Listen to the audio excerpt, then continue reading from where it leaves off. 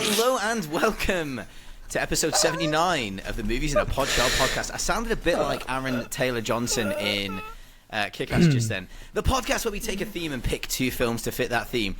This week's theme is comic book movies aimed at adults. We're adults. And I'm joined, as usual. He's got the perfect combination of optimism and naivety. You can call him John. Yeah. Yeah, man. I reckon you have. I got the quote. I wouldn't be going out on the streets trying to fight people, though. I can tell you that much. No, I don't think you would. You're far too... Not. I think you're far too, worried about physical confrontation. How have you been? Right, let's clear this up right off the bat. If any of you watched the video recording of the last podcast, you might notice there's a jump cut at around about the hour mark, should we say, Jamie? Yeah. When we started recording the pod, I was like, I don't feel great. And then, I'd eaten out, the night before. And then, I had food poisoning on the pod. But I literally, just before, you'll notice, I lean really close into the mic. And I'm like, Jamie. And then it cuts. And then I literally went to go and vomit. But I actually felt so much better afterwards. I finished the pod. So I just disappeared for 10 minutes, came back, and then, we finished it, didn't we? And we got there, but it was just funny watching that energy sap about 10 minutes before. And then, afterwards, we were like, hey, this is great. It was quite weird, because obviously I didn't notice because I was too busy, doing my own thing. And then you were like... When I was editing it, I said, shoot. I said, when he came back, because I heard him in the toilet literally Bleh! And I was like, this is getting cancelled. This pod is we're gonna have to resume this tomorrow night or something, because there's no chance he's coming back. Honestly, he came back. That door you can see just behind him. He literally come out of that door like Stone Cold Steve Austin, drank some of his water, and he's like, I'm ready to go. I was like, are you all right? And then in between that, I was just I was sitting here just listening to him retch, and I was like, this is weird. And then I looked on my phone, and the one thing I had seen was that Jack Black had basically Jack Black and Kyle Gass from Tenacious D were in real. Well, he's basically they've thrown each other under the bus, I would say, haven't they? Because Kyle's come out with a strange joke about Donald Trump, about saying that maybe he wishes for his birthday, that the shooter hadn't missed, which is. No matter what you think about the man, it's not a very nice thing to wish. And I imagine what I feel like. I think he's just done it in the moment. I think that's the kind of thing I would do.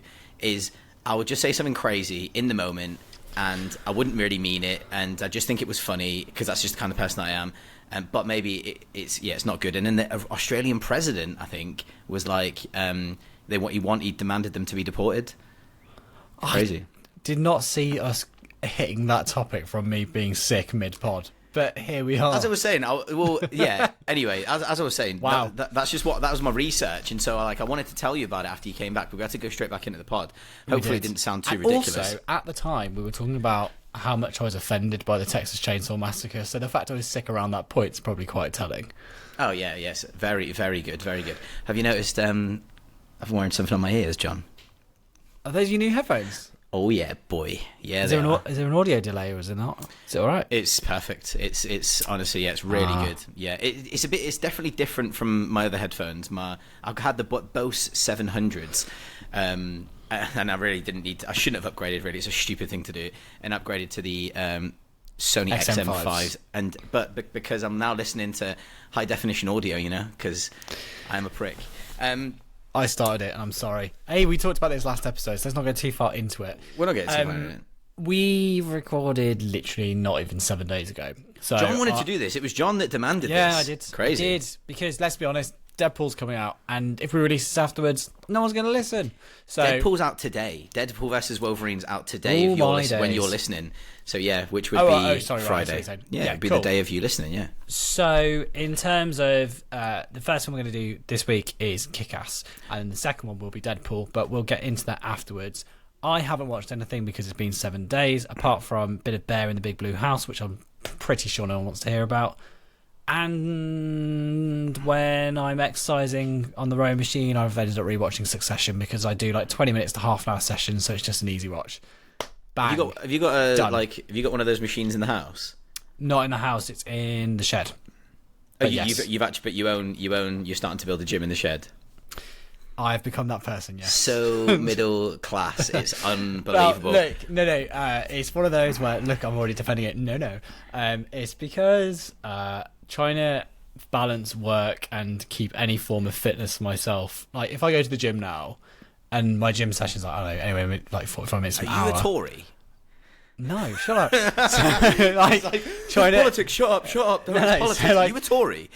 Sorry, you sound like one. But no, trying to get the time to be able to do that in between working and doing everything else is just a bit of a nightmare these days, and around childcare and stuff. Yeah. It was the easiest solution to buy a rowing machine. I mean, I've got for weights the garden and hay. Yeah, I've got weights in the house. To be fair, I've got weights in exactly. the house. Literally, what you on about? Anyway, literally I'm the same sure. thing you're doing. Listen, I'm sure you've not even looked at John. 'Cause you're all gushing over this T-shirt that I've got on.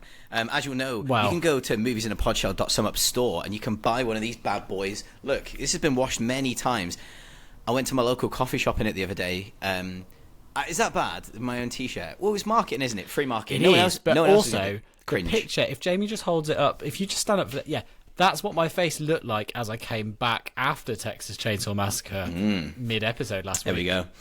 Check it out on YouTube if you want to see it. You can. So I went to the local coffee shop and the girl was like, "I love your T-shirt," and I'll be honest, I had a bit of embarrassment. I was like, "Thanks." I didn't dare be like, "It's me. It's my podcast." Anyway, I actually hate myself.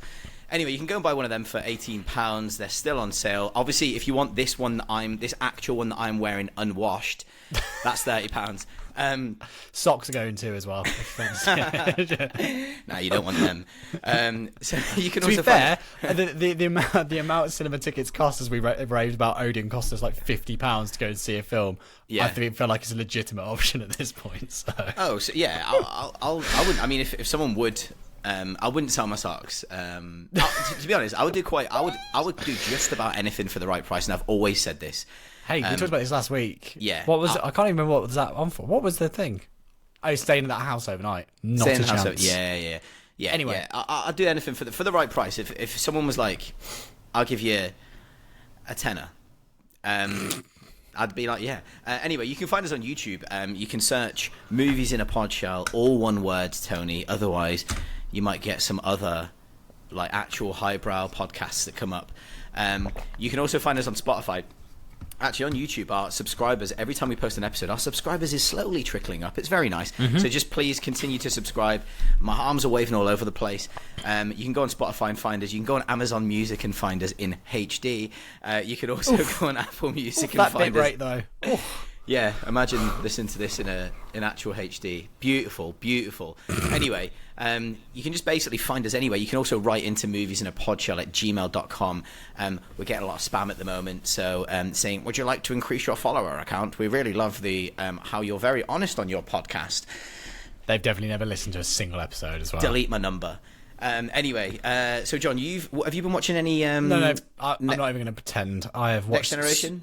Like nothing? Oh yeah, Any TV? That's also on the rowing playlist. Like easy dip in, dip out situations. Yeah, I'm not a fan of the rower. Like, what made you buy that out of all the gym equipment? What made you buy the rower? Oh god, this is so dull.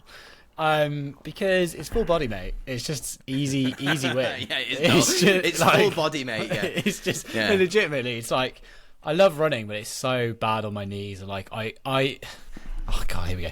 So when I went travelling on my gap year, I went to Asia in like 2017, and I was walking with Harriet somewhere, and it was like really lovely scenery, like amazing waterfalls, and it was just like all natural, whatever, and the rocks were like really wet. So I went on one and I like clattered over and smashed my knee up, like cut all my foot open. Right. But ever since I did had insurance.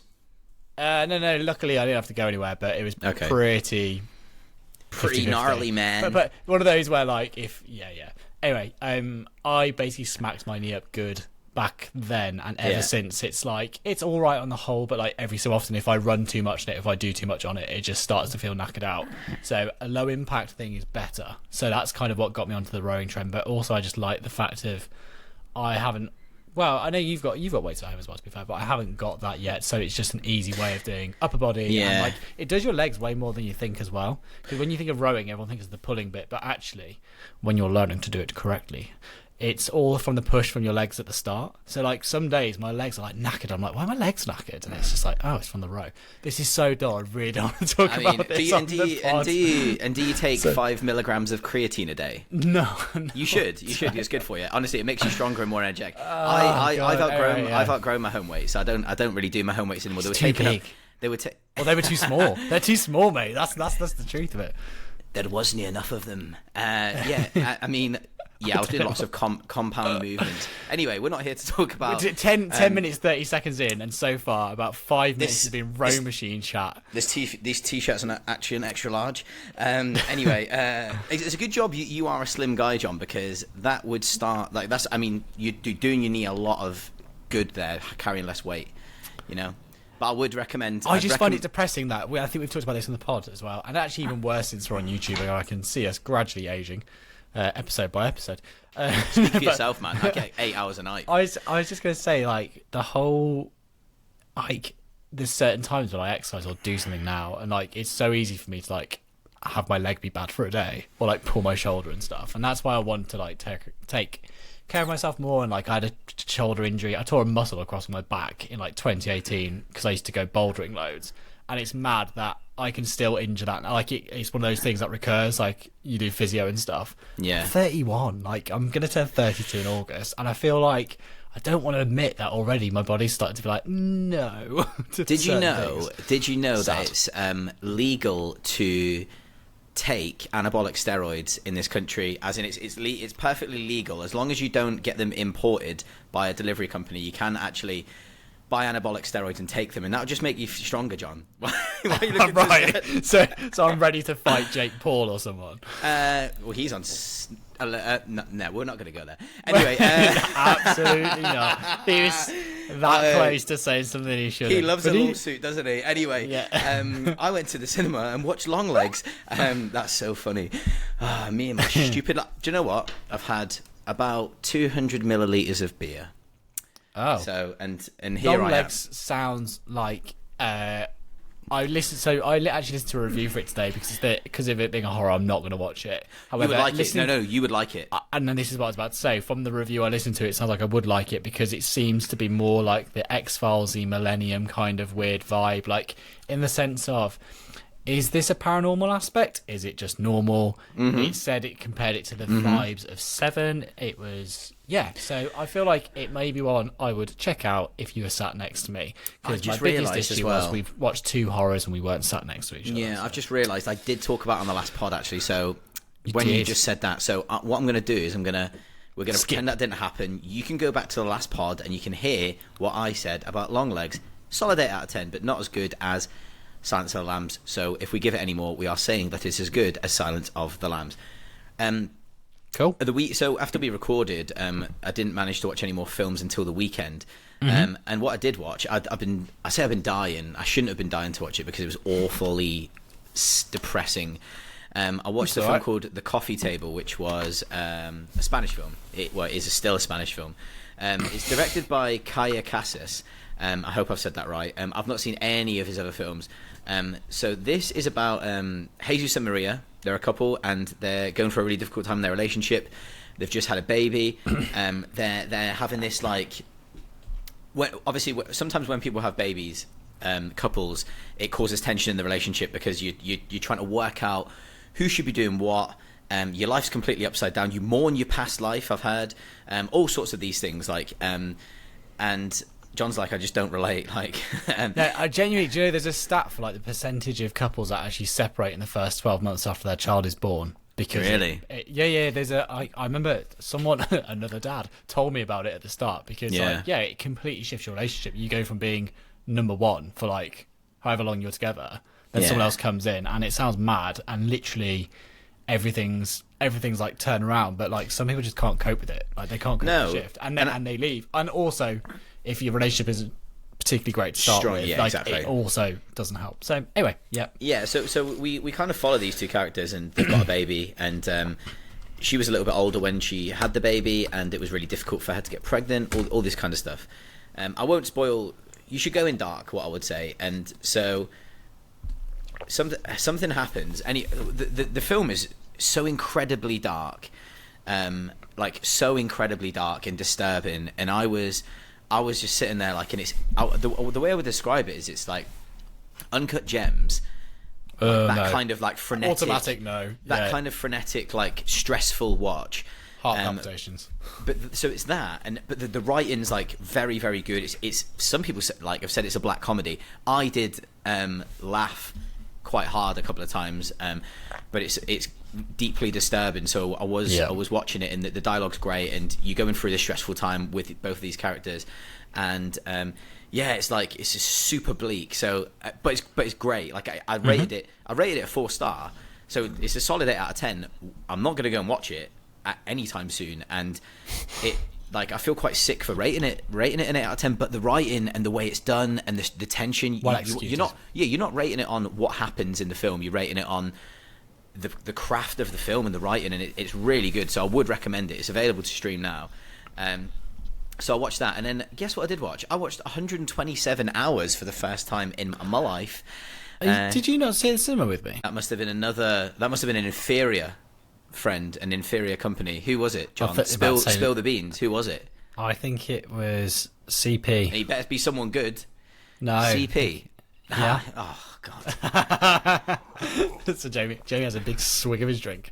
I'm annoyed anyway. I'm annoyed that I'd be confused with... The less said about that, the better. But yes. So, yeah. Danny Boyle. I'll be honest, it's not my favourite film. I remember seeing it at the cinema. Well, it's definitely not my favourite film either, but... No, in terms of like... I'm kidding. In terms of the Danny Boyle collection, the Danny Boyle oeuvre, it's not the Danny like, Boyle collection, got that up there. It's not... Yeah. Do you know what? When I was looking at Danny Boyle's films, I was like... Do you know what? This guy has got such a filmography, like such a really, really great filmography. Though. I don't think he's spoken about a great deal in terms of the films that he's made, but he's made The Beach, which I actually love. Sunshine. Sunshine is fantastic. Yeah. Shallow Grave. Well, I'm just going to sit and name his films. Yesterday's brilliant. Later. 28 Days Later. Yeah, he's going to be. He did 28. He didn't do 28 days later. No, he's doing it. He didn't do weeks later, but he's doing years later. He done Trainspotting. Jesus. And, Hey, he. I think is it James Franco who's the lead in 127 Hours? James Franco's the lead. Yeah. Yeah, I remember him being quite unlikable in the film. Sorry, not in life, but just in the film. I remember him just being. I wasn't that bothered about him. I don't think he was unlikable. I think everyone. That film was marketed on like one moment, wasn't it? That there was a key moment that everyone knows about from that story that happened. I didn't know about it, so I went in blind. Okay, I won't say it then. But there's a key sequence where there's a very clever use of visual imagery and the sound together. And it's less about what you see and more about what you hear and the way it's presented. Yeah. And I think that's super, super clever. And that's a good Danny Boyle feature. I'm actually very upset we never got to see Danny Boyle's Bond because he was set to direct one. But then that would be good. The classic creative differences, I think Barbara Broccoli and co just didn't, allegedly, see eye to eye with him. So he went. Yeah. Always allegedly. No, you can... If anyone hears anything on this podcast, you can just pretend that, like... It's just allegedly, basically. There is no force more powerful than the will to live. If anyone doesn't know what 127 Hours is, it's a story of a mountain climber. True story, apparently.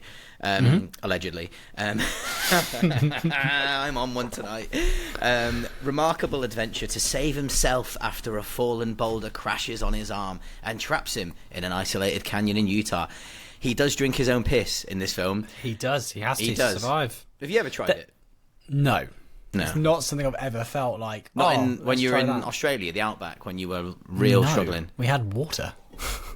Just in case, you never know when you get caught short. Just a massive tank on top of the car. Do you know what? Speaking of horror films, like that is probably the closest I've been to living in a horror film. Is you just sleep out and there's just nothing around you but flat land. So like kilometers and kilometers around you, and it was.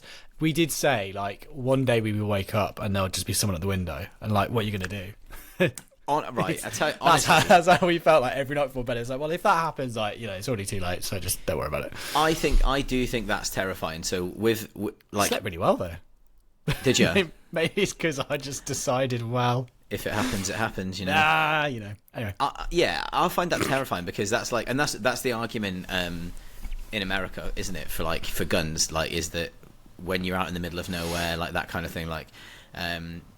But when you're in the middle of that, like, nothingness, someone could kill you and just get away with it quite easily and just slip into nothingness. It also used to make me laugh that, like, cars would, like, not park next to each other, but they park within eye line of each other. Right. And it's kind of a weird human thing of being like, oh, I feel a bit safer. It's like, yeah, but what are you going to do? Like it's just because you can see a car within however many 100 meters. Like, it's not going to resolve your situation. But anyway. I mean, do you know what? I'd recommend a film. If you like what a film, what is that Outback film called? There's one about the horror film in the Outback, which everyone told me not to watch beforehand. No idea. Okay, don't worry. Maybe I should. Find it. Anyway, but what I would recommend was that you've now Breakdown with Kurt Russell. Go and watch that. That's a film about being out on the open road, you know, and Wolf nothing Creek. being around. That's the one. Yeah. Sorry, I've not seen that. That's why I didn't know. Yeah. Not seen it. It was a DVD, and someone, in one of the hostels we stayed in, it was on DVD, and they were like, "Oh, you should watch this." I was like, "I'm absolutely not watching that before I go out into the Outback. That's probably the worst possible thing I could do." And you know me, that would probably curtail the entire trip. Yeah. But anyway, James Franco gets lost in this essentially, and he gets stuck somewhere. Yeah, he's a really good performance from him. I liked him. I haven't watched this in the cinema, to be honest, and it's one of those films that, you know, certain films seem to just be on like Film 4 all the time. I think because Danny Boyle's popular with them. Like, he is, that's the kind of film that if you're flicking through, it wouldn't surprise me if it's a Film 4 film, you know. Then maybe it is. It wouldn't surprise me because film. Do you know everyone likes to blaze up A23, but actually the real players in the game is Film 4 Neon. You know, that's the real players. Anyway, A23. Yeah, it's a joke, mate. It's the ongoing Ridley Scott joke. Right, should we talk about our films now? I just wanted to say I'd finished White Lotus. Well, we can't talk about it though, can we? It's too recent for people. I would quite, if you fancy it, we could do a White Lotus episode. We just talk about all of it. Talk about how good it'd have to be. We'd have to lock it behind a paywall. Why? I want money. Anyway, we're gonna. That's why we sell T-shirts. Because I like money. We need some money. One. No, we basically need to sell more of these T-shirts because our new T-shirts are going to be coming in October. Anyway, what's the next film, John? And tell us the year and tell us the director if you can. It is Kick-Ass from 2010, directed by Matthew Vaughn. How come nobody's ever tried to be a superhero? Well, I don't know. Probably because it's impossible. Putting on a mask and helping people? How's that impossible? Dude, if anybody did it in real life, they get their ass kicked. Oh, no, I'm just standing around, you know. No, not... Ah! I was just a regular guy. Hey, gorgeous. Hey, my only superpower was being invisible to girls. And we all know why we're not leading with Deadpool, and I'll tell you when we start Deadpool, when we start talking about Deadpool. But how There's interesting... going to be some crossover, isn't there? Let's be honest.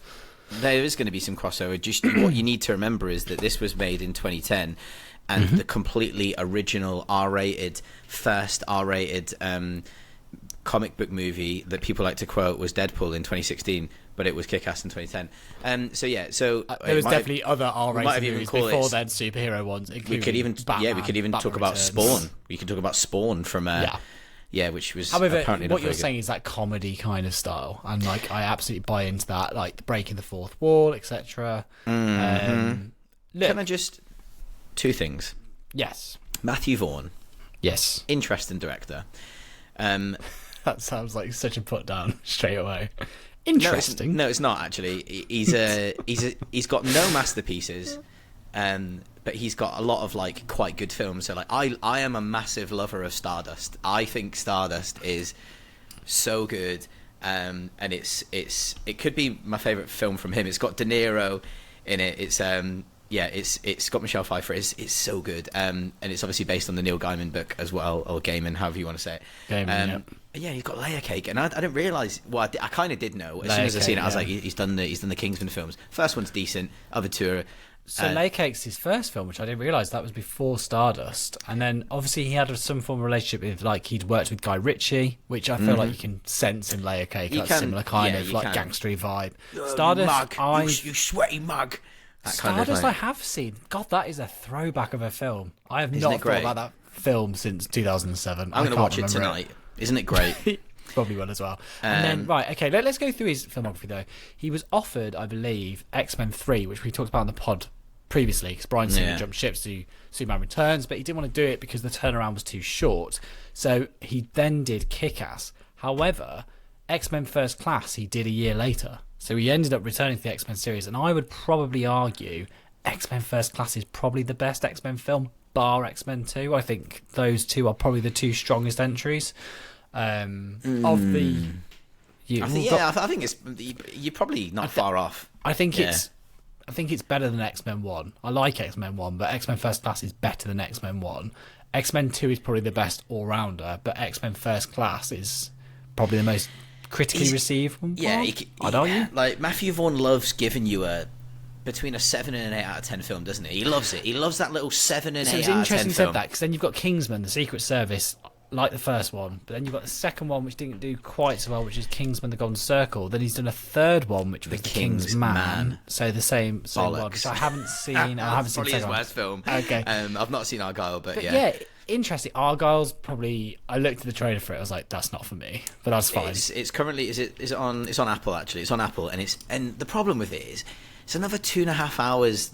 Bullshit, like, you know, it's going to be like... Do you know what? I did pull a face after we'd watched 2 horror films that were perfect at like an hour and a half, an hour and 40. Both of these were like 2 hours 10. I was like, really? Like, 2 hours 10 of this, is it? Yeah. But that sounds really miserable. Especially Deadpool, like, she's got no right being anywhere near that long. Kick-Ass, on the other hand, though. Can we... Right, so... Synopsis. Go... do you want to do the synopsis, or I'll do the synopsis if you want? I never did the synopsis. You do the synopsis. Okay. So this is based on one of my favourite comic book writers, comic books, Mark Miller. It's co-written by John Romita Jr., which is nuts. So co-written by John Romita Jr., Mark Miller. You might know Mark Miller, who's done. He did the Unsomthingables. Tell me about that, John, in a minute. I can't just escape my mind. What did Romita Jr. work on? Just to be clear, he's done Spider-Man and stuff like that. Has he the guy who did Spawn? No. Wrong one. No. Sorry. No. Anyway, Kick-Ass. It's a film. It's Dave Lizowski, or Lizwitsky, and he's played by Aaron Taylor-Joy. Anya Taylor-Joy is not Aaron Taylor-Johnson. Played by Aaron Taylor-Johnson, and made an absolute meal out of this. It's basically a classic comic book story. There's no one's got any superpowers in this world. He's an absolute loser, and he is sick of being a loser. He loves comic books, and his 2 friends also love comic books. He decides that he's going to say, shut up, and he's going to kick some ass, and he's going to wear a suit, and he just wants to do something more. And that's basically the synopsis. And then, obviously, intertwined with that, we kind of meet Big Daddy, played by Nicolas Cage, and we meet Hit Girl, played by Chloe Grace Moretz. And they are a father and daughter combo, and who are actually superheroes, again, with no powers, but are very highly trained. And they are trying to put down Mark Strong, who his character is Frank D'Amico. Yeah, Frank D'Amico. He's basically the kingpin, essentially. It's a very much a Spider-Man and Kick-Ass, and very much he's a kingpin, yeah. And he's trying to take the kingpin down. And yes, that's kind of how the story goes. So I had to kind of contextualise in my head what superhero films had come out around this time. So Me too. This film was released in 2010. So in terms of like the Marvel films we know now, Iron Man had come out and Iron Man 2 was out. So that would mean Thor's out as well, because Thor was in between those, I want to say. Can't remember. Yeah. I'm sure Thor was the second MCU film. These were riffing more so off the Raimi Spider-Man would have been the ones that came before, and the X-Men series, because obviously you'd have already had X-Men 1 and 2 by this point. You'd have had Blade. So yeah, I'd say it's a few things. So when this film started, I don't know if you felt the same. When it comes on with its opening title sequence. It's so saturated. Isn't it really nice to see a colourful film? Yeah, Like, the first thing I noticed was like, oh my god, like it's really vibrant, and I think that's probably more so to emulate the Raimi Spider-Man look, because they were always really like bright coloured, poppy, saturated images. Was the X-Men films were always a bit more darker, dank, and moody, weren't they? That's always been their vibe, as was Blade, because it felt almost like they were a little ashamed of the source material. Whereas by the time you get to like Spider-Man, they were like, no, embrace it. It's the Silver Age of comics, and this is what it is. And yeah, just love the look of it. It's shot on film, and you can tell. And I said to Jamie, and this is something that doesn't happen anymore. So, and sorry, this is related. There was a clip from Gladiator, and there was a clip from the new Gladiator trailer, and it showed both of the gladiators within the arena. And in the old film, sunlight was clipped, and what I mean by that is when you reach a certain brightness on camera, it will clip it and make it a uniform colour. So let's say if there's dark and a bright spot, the bright spot will appear pure white, because the camera at that point doesn't have the information to kind of show what's behind it, because it's so bright that it can't keep the person in front of it in the correct brightness and then the background. Yeah, of course. And that's kind of like how your eyes see things. But then now we kind of go for this HDR. No, I'm not going to confuse it. Now people like the look of everything looking not so contrasty, so we go way less contrast, so everything's underexposed. Yeah. And so like the sunlight, if something's super bright, nothing appears super bright anymore because everything's always leveled off, so you can see all the information within the image. And I think that might be... part of that's probably to do with digital. OLED. Even though that film's well, not just that. Like, film's dynamic range has the ability to show that, but it's like a stylistic choice to not do it. Right. And then I think with film and with digital cinema, we've got so obsessed with the perfect image and the perfect clarity and the perfect exposure. We've learnt into that style, and so many things now. Like, I'm watching that Jake Gyllenhaal Presumed Innocent. Oh yeah, and it's really good. But what I was about to say was, mention that at the start of the pod, but okay. I think I talked about it in the last one, which is why I didn't say did you? But anyway, it's hard to know when we recorded 6 days ago. It is, yeah. But yeah, that's another show where it's really underexposed, so it's like it's murky, it's hard to see. And the new Gladiator, you can see in that style, it looks murky and a bit difficult to see. And then when you watch something like this from the 2010s, which is so like bam, bold, contrasty colour, vibrant, it's so nice to see. But it reminded me of the look of Superbad straight away, came into my brain. Similar era as well. I'm not going to say it's the same film stock, but it's high probability of being that way. But Go on. I'd love it. I'd love it. I love it if it is. But I just love seeing films that are like more vibrant. It's like my colour's actually getting my TV colour's actually getting a workout rather than just being like, you know. Yeah, do you know what? I actually... Yeah, I actually thought that the what's it called? The Watchmen came out in 2009, which was the year before this, and I thought it had quite a similarities to Watchmen in terms of how because in Watchmen, Snyder obviously directed that, and I think the color in that's very it pops loads. Yeah. Although it's got a lot of dark scenes, the costumes pop loads. I had a bit. I kind of reminded me of that a little bit. So yeah, I think Watchmen's a very unmurky film. I know I would take that after that they did kind of go for that murky, more digital cinematography, more like underexposed look. But that's a chat for a different day. So, what do I like about Kick-Ass? First of all, it's very heavily inspired by the first Spider-Man film. The voiceover is very much in the guise of Tobey Maguire doing that opening. Who am I? Do you really want to know? And all that stuff. And it's great hearing that all back because I love it. We start opening with a guy who wants to be a superhero for the day because it's like people are always inspired by them. And he just jumps off a building because he's got fake wings on, but obviously they don't do anything. So he immediately dies. And that's kind of the setup for the film. And this film is filled with messed up characters and situations. And I think a criticism I've heard of the film is it starts, I say grounded. It starts relatively grounded and gets more ridiculous as it goes on. Yeah. But I would say in graphic novels that it's kind of riffing off. That's kind of usually what happens as well a lot of the time. Maybe not. Maybe I'm clutching at straws. Yeah, you start where the first night out, so Aaron Taylor Johnson wasn't called Aaron Taylor Johnson back then, he was just Aaron Johnson. So his character Dave is kind of ignored by everyone in the school. He's not particularly popular. He says, I'm not a football player. I'm not good at gaming. I'm kind of just in between. His mum dies, and the joke is like, oh, it's not from some heroic incident. She had a brain aneurysm and she's gone. And it's just really blunt with it. And it's about, I like his dad, by the way. His dad's not in it loads, but like they seem to get on all right. That's nice. And then he basically one day decides, he sees some people jacking cars, or sees like a few petty crimes going on in his neighbourhood, and he's just like, if only someone had the ability to step up. And then he buys a swimsuit or like a scuba suit? Yeah, it's a scuba suit online, and it's this stupid green suit, and it's supposed to look crap. Because I heard someone be like, the costume's rubbish. I'm like, I think that's the point. I think the point is it looks crap. And he decides to kind of go on something that looks like old school Craigslist. It's not that, and just be like, I can help solve problems. And initially he's like rescuing cats or doing this, doing that. But what's great is he's the first night he goes out, he gets absolutely clattered, doesn't he? It's not like that superhero kind of, because he has no special abilities. His special ability is he gets beaten the crap out of the first time he goes out and has to be like taken out of the suit.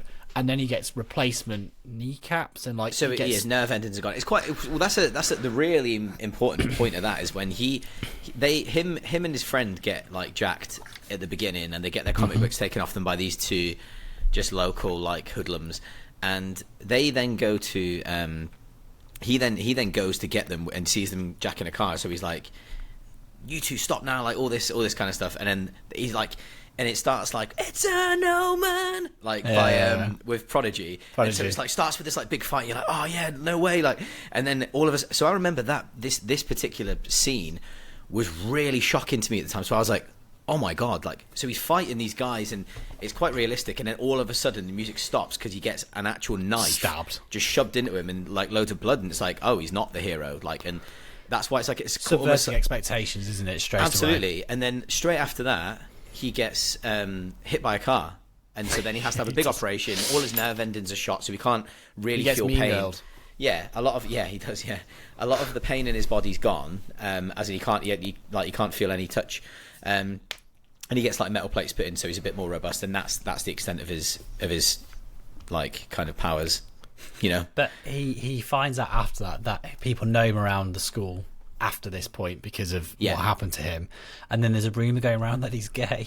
So the girl he really has a crush on is called Katie, and she notices him and she starts to befriend him because she wants a gay best friend. And because he's a teenage boy and he wants the attention, he just goes with it because his friends advise him. It's really funny, but like really cringe, man. There's the funniest scene is when well, not the funniest scene. There's many funny. This film is very, very funny, and that this style of it's when films were allowed to be funny. We were allowed to make. You're allowed to make jokes that aren't okay. But and no one's like wah. Exactly in the context. We've got MySpace references, everything. It's fantastic. But the bit that I loved was when he's sitting with this the girl who's her name's Katie in the film, but played by Lindsay Fonseca.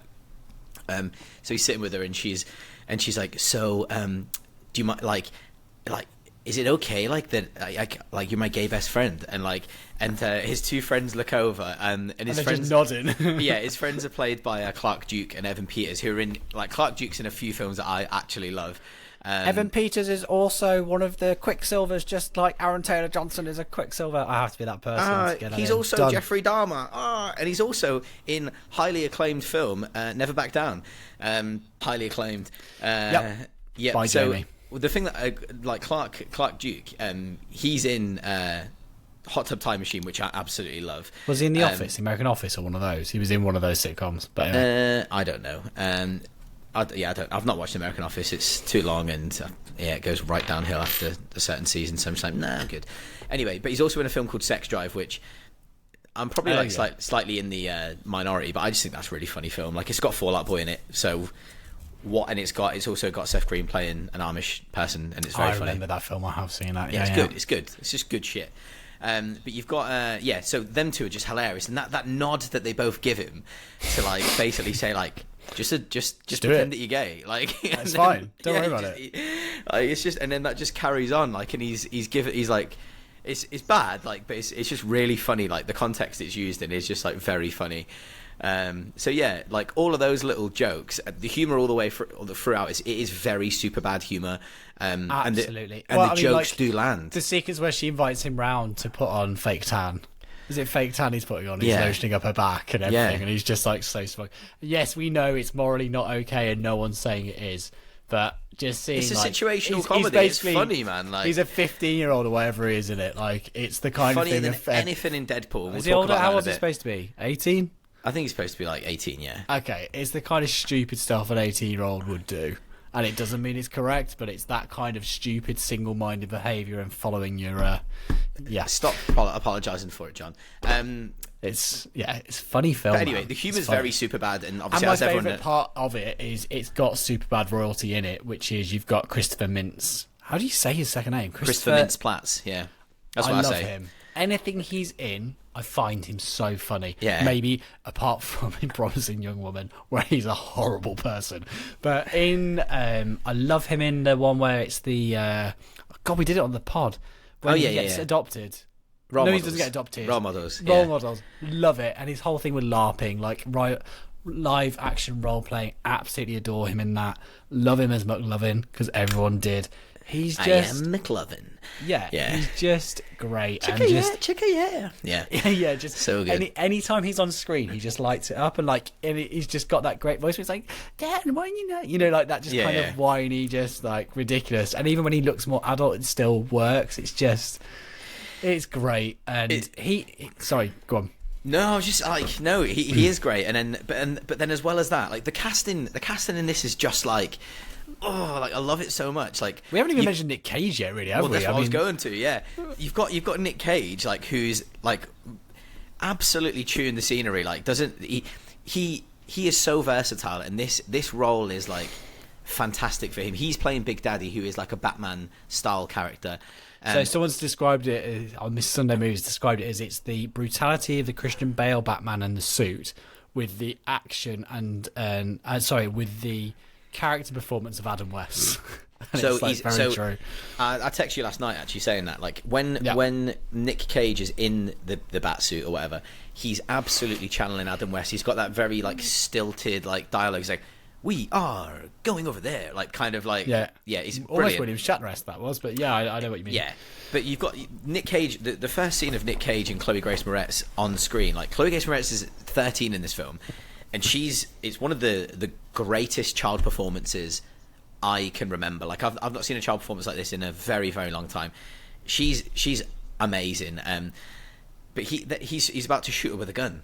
And you're like, what's that gonna? So she's got a bulletproof vest on. And he's just been like, oh, you hit from this range, it doesn't hurt that bad. And if you do this and you do that, so we got to address, like, at the time, reviews were like really like scathing of the fact like this girl's in this position, and they were like, it's a comedy and it's not endorsing what's happening. Like by the end of the film, spoilers for the end of the film, like you're listening.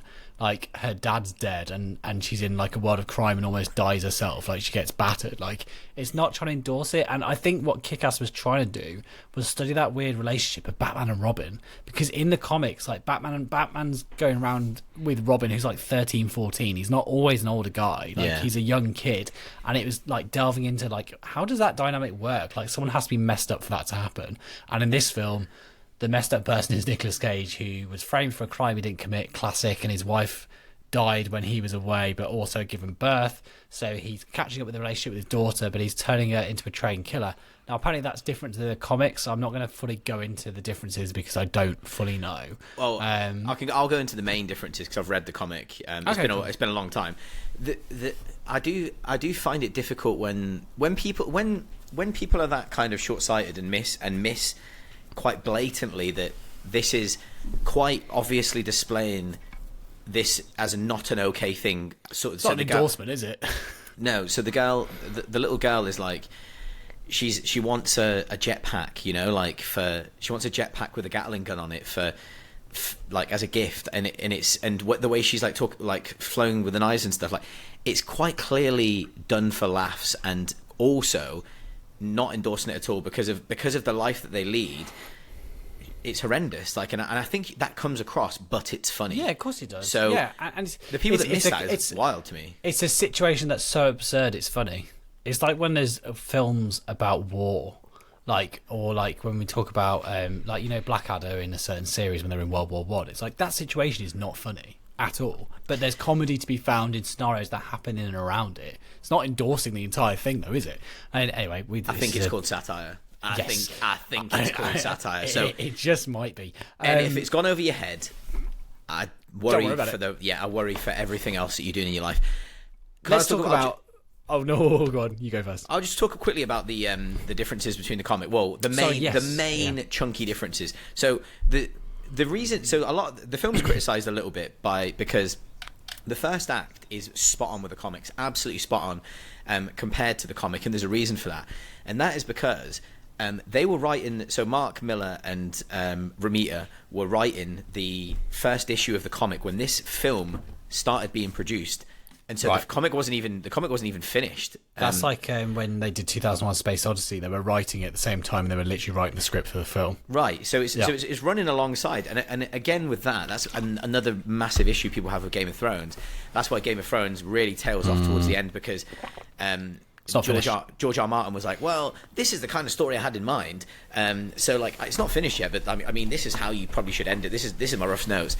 So with that. That's when the film is a bit different from the comic. That's not to say the film's any worse than the comic. The comic's very, very cynical.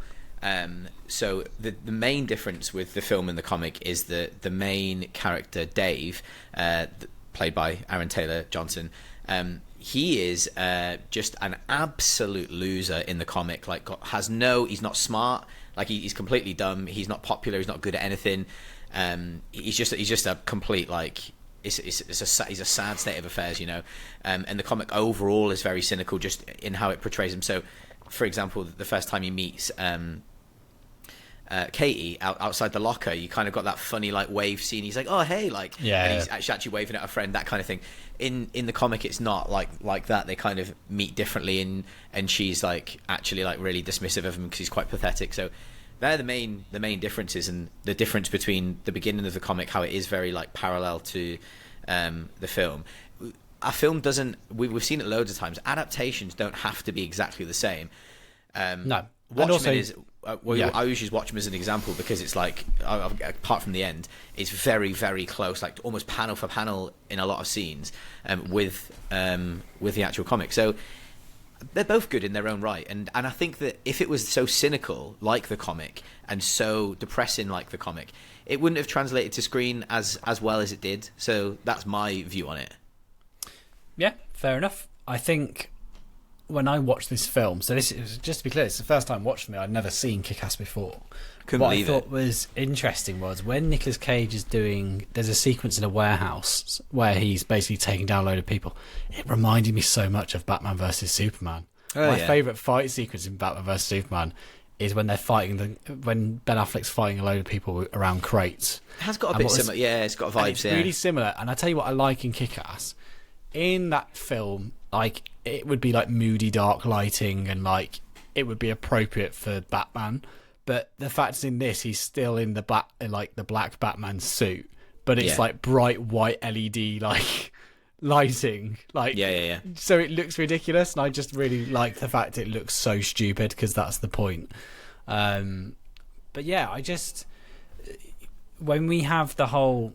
I'm gonna get his name wrong again. How do you say the family name? Christopher Mintz-Plasse. No, but how do they say it in the film? Like the family name. D'Amico. So I like the fact that his character is trying to live up to his dad's business, so his dad's the kingpin or whatever. Yeah. But he finds a way in which is saying, look, that teenager who's going around as Kick-Ass, I can find a way to get in with him. Yeah. I'm going to create my own personality. What's he called? It's not Red Rocket. It's called... Oh, Red Mist. Red Mist. And he's like, I'm going to need a few things. Man. And he has like a shopping list of stupid things he needs. So he rocks up in this incredible like Mustang or something, like decked out with like red neons and stuff. And he's got an outrageously like like wig. It's like proper emo. Suit. It's like very emo. Stupid. Like he's like emo like superhero. It's hilarious. Like and all he's doing all. The red and black is a bit like Robin from Batman Batman and Robin, as in the 97 movie, so there's a bit of that. Yeah, but or the very end of Batman Forever when he gets that badass red and black suit. I love that suit. 10 minutes. That's like one of my favourite suits ever, actually. Like, I love that suit. Chris O'Donnell rocks that, man. He rocks that. He loves the bat nipples as well. I love the bat nipples, man. So yeah, I feel like we're a bit all over the place with this, but that's fine. We're enjoying it. I also like the fact that Matthew Vaughn has a great eye for, or especially in this era, like his choreography for the fights and like the direction of those. Like, yeah. I really like the way the camera moves with the violence. And as the film starts off, Jamie and I said, with the first night out as our lead played by Aaron Taylor-Johnson getting battered, and it's quite realistic. But as the film moves on, it gets crazier and the fights kind of build up. I love but that it's scene also so because much. Nicolas Cage and Chloe Grace Moretz's characters, they are basically pros at what they do. Yeah. And when Dave sees what's happening, he's like, I'm out of my depth here. But basically the plot is that the lead kingpin keeps being told that Kick-Ass is taking down his organisation, and he's not. It's Nicolas Cage's character. He's Big Daddy. Like, he's the one who's taking them all out. But because they get roped in together, there ends up being this rescue sequence where Nicolas Cage's daughter, Mindy, comes to like save the day.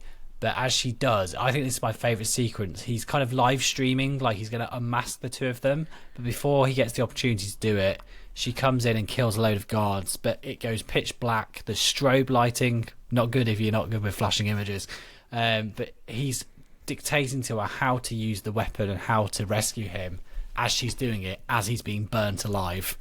Yeah. It's wild. But it's actually a weirdly touching moment between him and his daughter, like when she saves him and he finally says he loves her. Because prior to that, he's not really affectionate with her in any way. He's just kind of like, he's nice to her, but it's like, it's her birthday earlier in the film, and he's like, oh, I didn't get up early enough to get you coffee today rather than you get me coffee. Do you know what I mean? Like, she comes second to his revenge plan. It's kind of how I took it. They've got so I was going to say that, like, so I'd written earlier on in the film, because I hadn't seen the film. I've seen the film a few times, but I haven't seen it in probably close to 10 years maybe. Mm-hmm. So I wrote Nick Cage has essentially brainwashed his child. I wrote that very early on. That's the entire point, though. She's completely brainwashed. Yeah, she's not a little girl. But then, as well as that, we have her previous guardian, who was played by Omari Hardwick. So he's kind of said he's also said, like, he's brainwashed his child. He says those words, because I was like, as the film went, I was like, yeah, see, they've acknowledged it. If you've missed that, like, then probably like you're sitting on the couch with your phone, not watching the film properly. So anyway. Do you love the music of this film? Because I think it does a great job of riffing all those big superhero marches. So it's got elements of the Batman themes, and the Danny Elfman vibe is very much going for that. I love the march for X-Men 2. Like, the intro theme for that film is brilliant, and they went back to it for later films.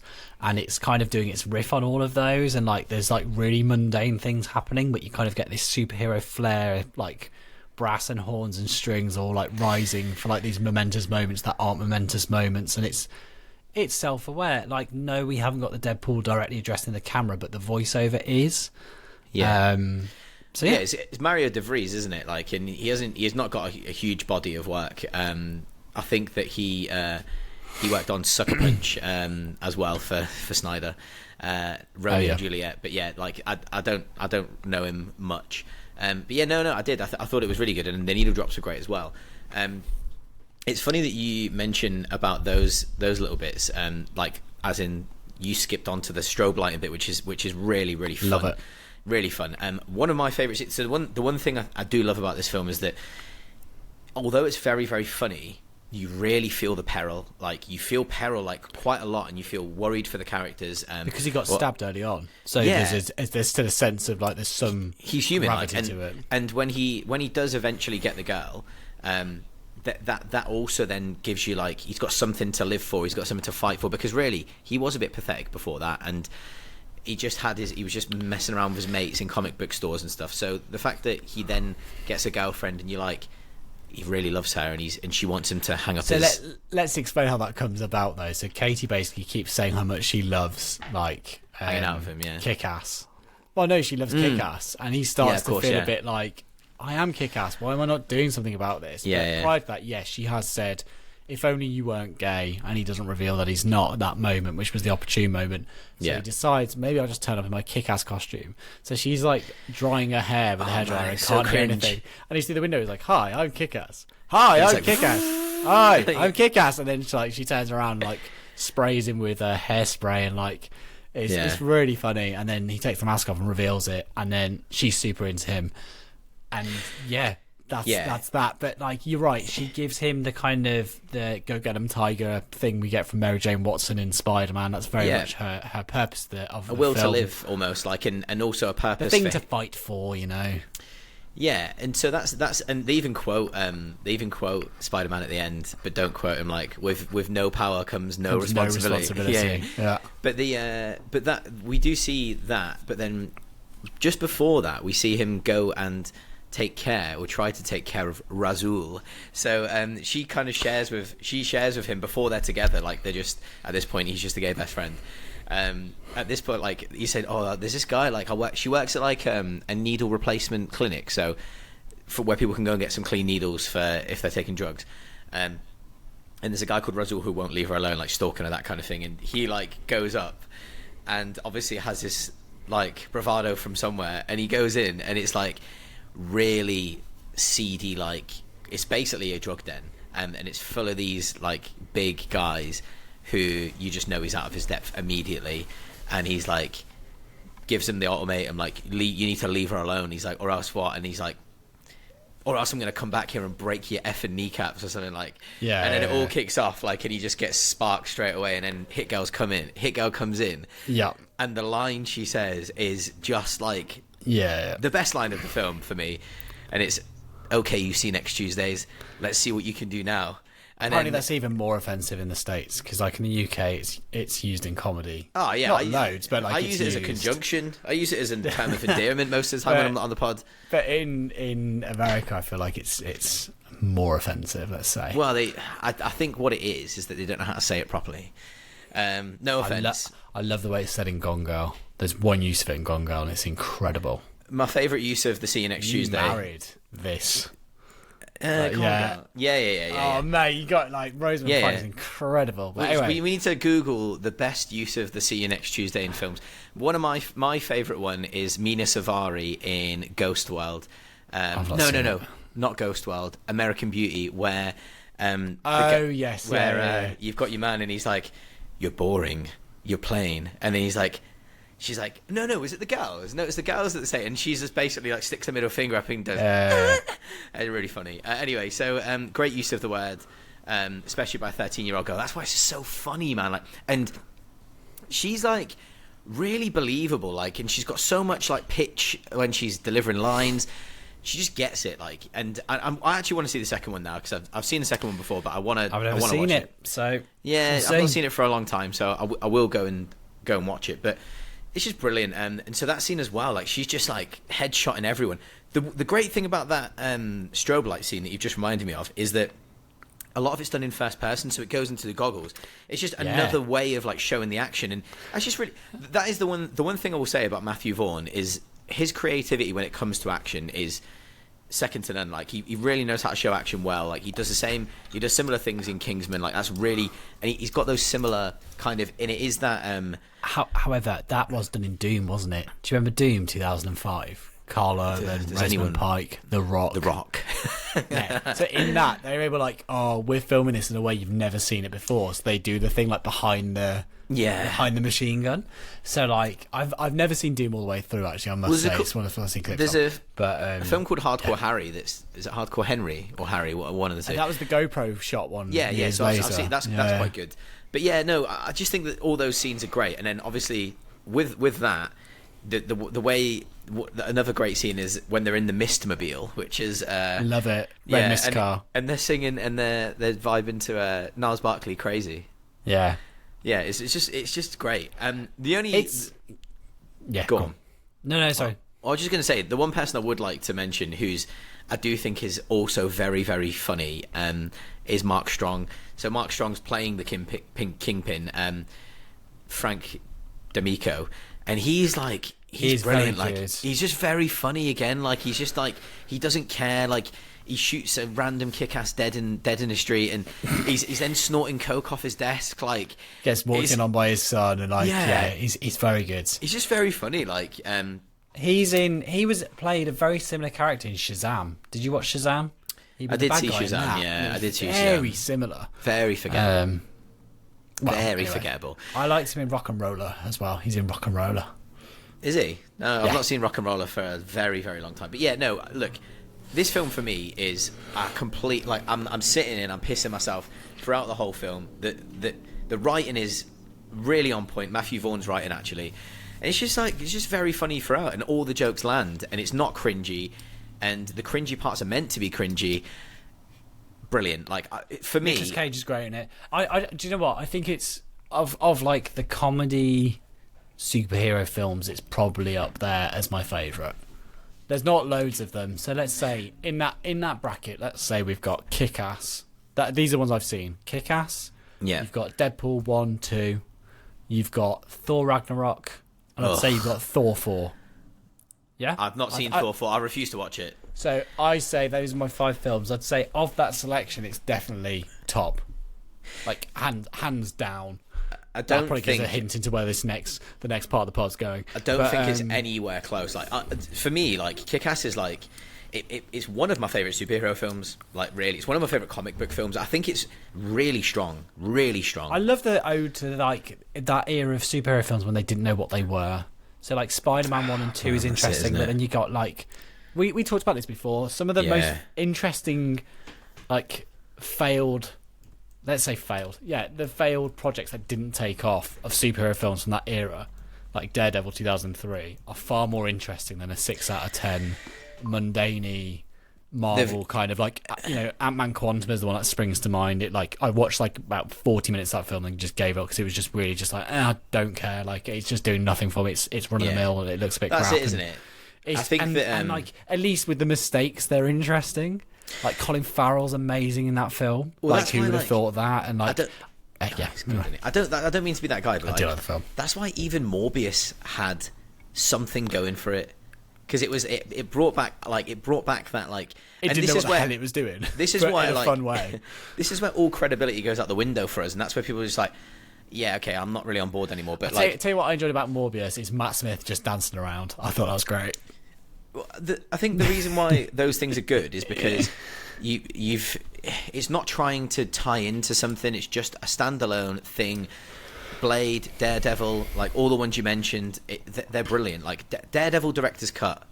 Watch the director's cut and just it's so much better. Just forget all the criticism at the time and go back and look at some of the cinematography from that film. Like, oh my god! And then also, Ben Affleck's way better in it than you remember. People love slagging off Ben Affleck. There's one sequence in that film I would remove, which is the park sequence, which is very cheesy, 2090s. I hate it. Every time I watch it, I'm like, I'd make a director's cut where I shove that out. Like, the park scene's absolutely minging, and it does nothing for the plot either for me. Like it doesn't. Anyway, it looks shit as well. Like you know when it just looks bad. It looks sucky. I was going to say about some questions, but not many of them link into this. But I will link the one that does link into this film, Kick-Ass, which was Kate Review's film says for John, but I'm sure Jamie can answer too. Aaron Taylor Johnson as Bond, has he got what it takes? I am not opposed to this at all. I like Aaron Taylor Johnson. I feel like he's pretty jacked up. He looks like he could be Bond. He looks like someone. He's also like not too hench like Craig. I feel like he could be more of that kind of could slink into the background and actually be a spy, not just super spying. I think. Have you seen him? Have you seen him in much? No, I saw him on. What's the one on the train? Bullet Train. Bullet Train. Have you seen Bullet Train? Sorry, I just got handed a beer. It's very nice. Well, look how small that beer looks. It's tiny, isn't it? Big hands, eh? Bullet Train was kind of like he played more of a Cockney character, but like he's kind of suited and booted, and I can see it. And I've said many a times I want a old and timey Bond. I want late 40s, 50s, or even 60s Bond. And I feel like he could definitely pull that off. I feel like he could pull off a period piece for Bond. But yeah, you recommending him? Would you like it? I think I would. Yeah, I think I would. I think he's great, and I think he's not an obvious choice in my head either. He's not like no. No, he's not an obvious choice. I suppose Craig wasn't, but yeah. What Jane keeps saying and has said since like we've spoken to her is that then they're not going to go for someone. They're going to go for someone completely left field that you've never even heard of. Not that you've never heard of, but someone very under the radar. Well, what Craig was like, he had done bits and pieces, but like what had he done? Like Layer Cake was he like was Blonde Bond. People went mad for it. The press weren't having it. Were they raging?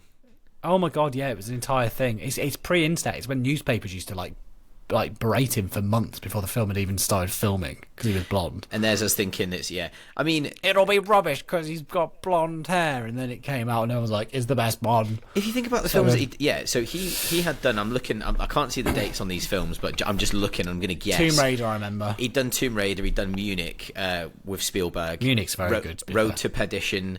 Had he done the Golden Compass? Oh, rubbish that was. Did do that? 2007. That was the same year. Well, was that same year? Was it around? So no, Bond. So Casino Royale was 2006. So before then, he basically would have done Tomb Raider, Layer Cake, and something else. Yeah, and then in between he did Defiance. Defiance is wicked, man. I love that. That is a good film. Yeah, it's really good. Like barely. And look at me.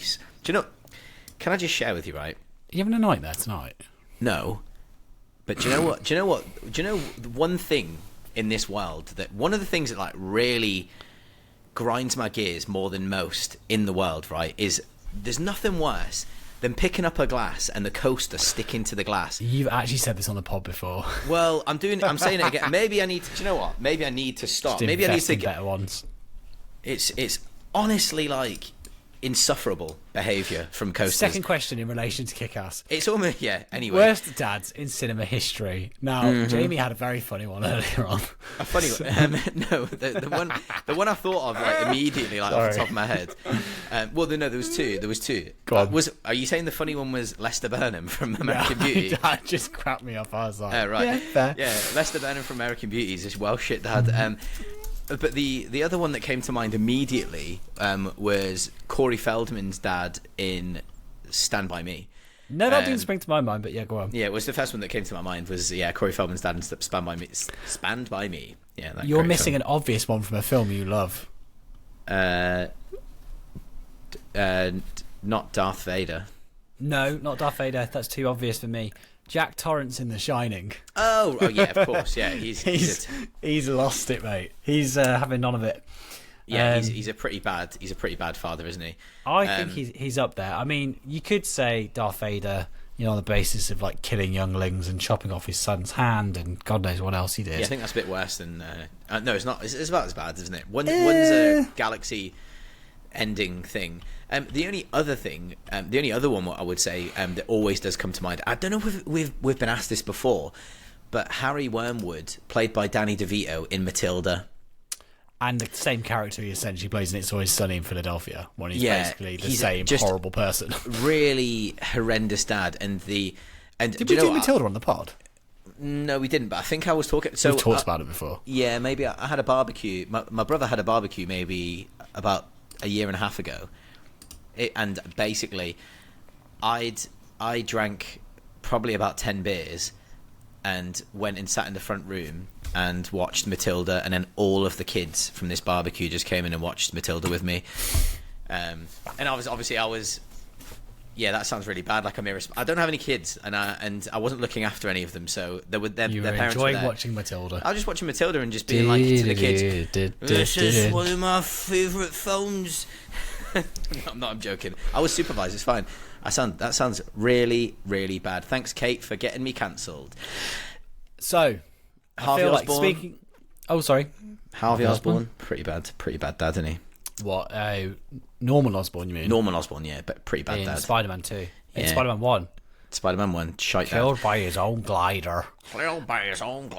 Anyway, I feel like we should move on to the second film of the day. I've not got much notes for this. Oh, we've got thoughts, though. It's Deadpool from 2016.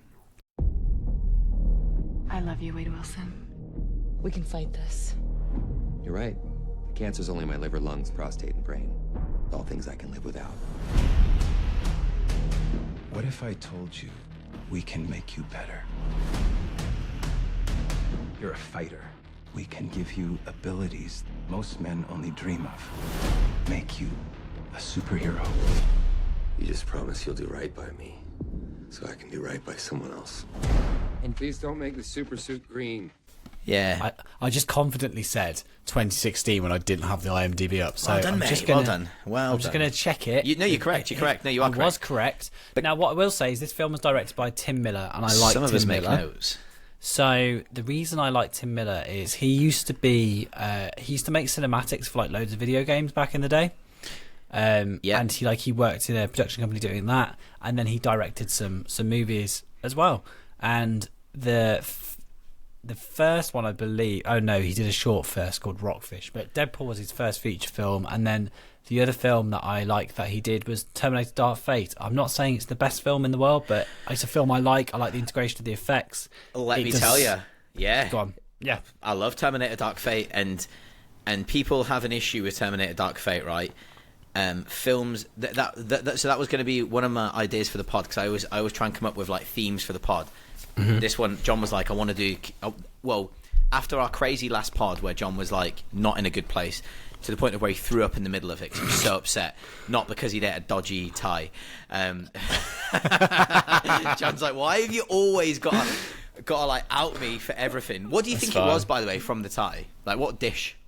I only had And would one you like? dish. And would you It was like to share? lunchtime. And would you like to share what establishment you got this from? No, not. But, Did you check their hygiene rating? You know that is Googleable. allegedly, I think it was from there. No, I don't know how the hell we got onto this. What Terminator dish was Dark- it? I don't know. It was The people like... want to know what the dish was, John. I don't know what dish it was. Right. Anyway, so I just It want to was say then. authentic Thai cuisine. No, So, yeah, very. That's where you got food poisoning. Anyway, so can I just say I was going to do a pod where it would be. Was it. Yeah. I sent Jamie a list of films that I'd seen or hadn't seen. So there were only 2 films I'd seen on it. Then there was a list of about 20 films. Like, I want to watch these films. Yeah. So they wanted to work on a pod. So Jamie was like, I can't believe you've not seen Kick-Ass. Like, let's do Kick-Ass and link it with something. So we decided to link it with Deadpool, obviously, because the new Deadpool film is coming out. So not gonna lie, we thought probably you ought to do something relevant. So that's how it came about. Yeah. Can I just? Yeah. Can I share? Can I share what I was going to say? You Is that can, right? but- Cool, bro. Thanks. But what? But what? Have you got to be sick again? No, I'm not gonna be sick this week. Okay. Can I share what I was going to say, bro? Good. What's wrong? What are you doing? Nothing. It's just funny. Go on. Right. Okay. Cool. I thought he was having an existential crisis. Terminator Dark Fate. So my idea was to do Alien Romulus, which I think might be our next episode or the episode Next after the next one. Yeah. Yeah. And I was going to link it with Terminator Dark Fate. Now, the reason because of that would be because the theme of the episode would be films that ignore their sequels. Yep. Or films that ignore sequels, which is what Terminator Dark Fate does. And I also think I want to get it out there that Terminator Dark Fate is a decent film, and it's not as bad as everyone thinks it is. Don't compare it to Terminator 2 because it's the greatest action film ever made. Terminator Dark Fate is a solid 6.5, 7 I really out of 10. enjoy it. I Really like good. Good shit. I feel like there's elements of it I'm not massively keen on. Did we do it on the pod? No. Okay.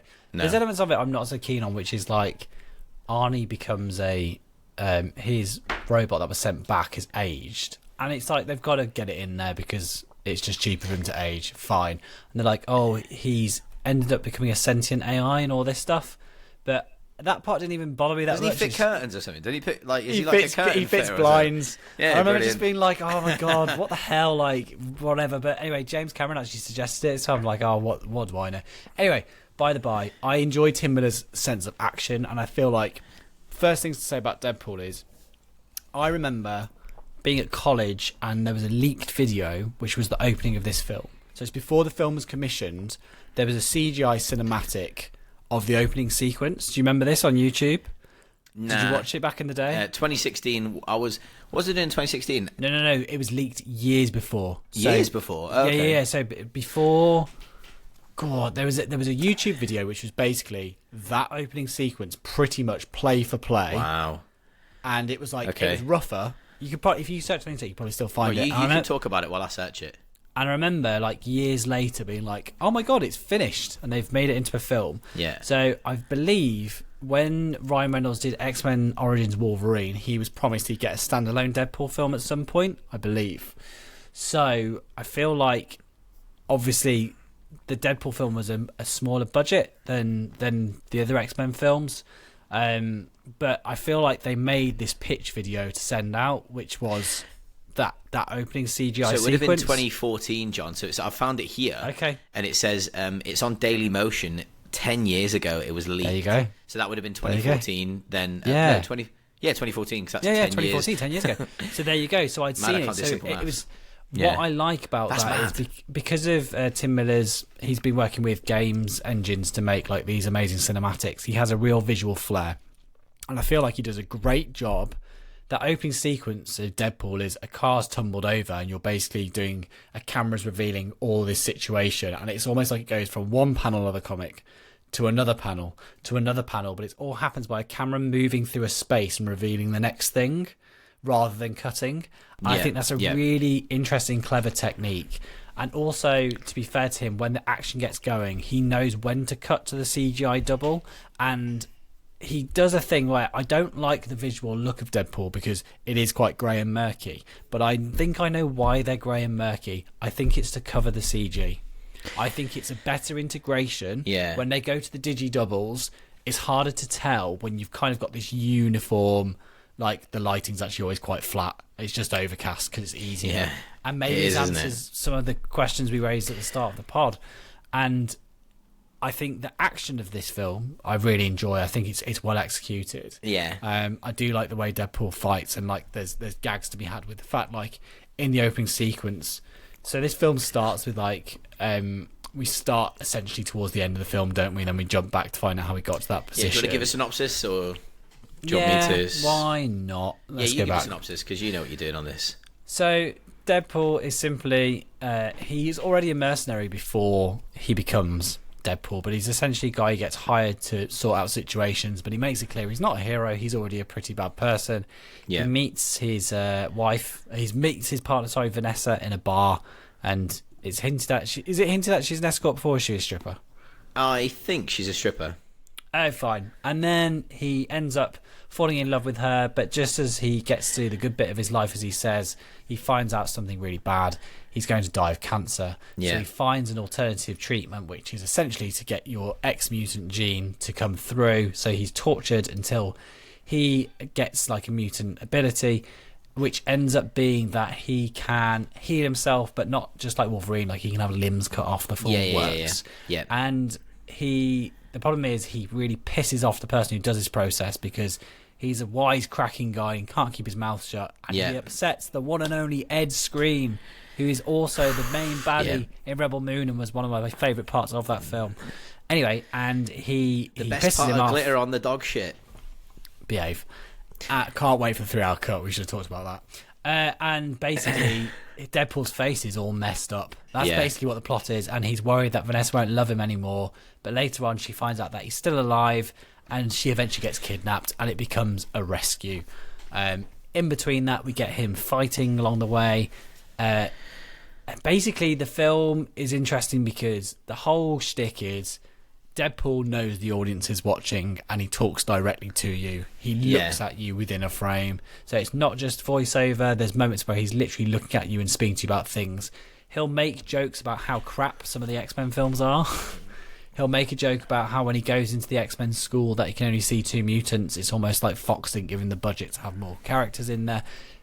So it's an irreverent comedy. Is good. Like, it's which good. is good. It's a nice and idea. I think we have to remember at the time, so it's different humour to Kick-Ass, because I remember Jamie was like, Kick-Ass came first. Kick-Ass did come first, but 6 years ago, the humour is different, because this is more referential about the filmmaking industry and about Fox and like the greed of like the amount of superhero films produced and all that stuff, and taking the piss out of them. Balls and dicks, like it's all like very and making sexualized. The jokes about like superhero landing coming up, and like that was quite common by like then. It's like constant, yeah. So here's the thing: in 2016, this was super fresh and new, and Ryan Reynolds hadn't done much.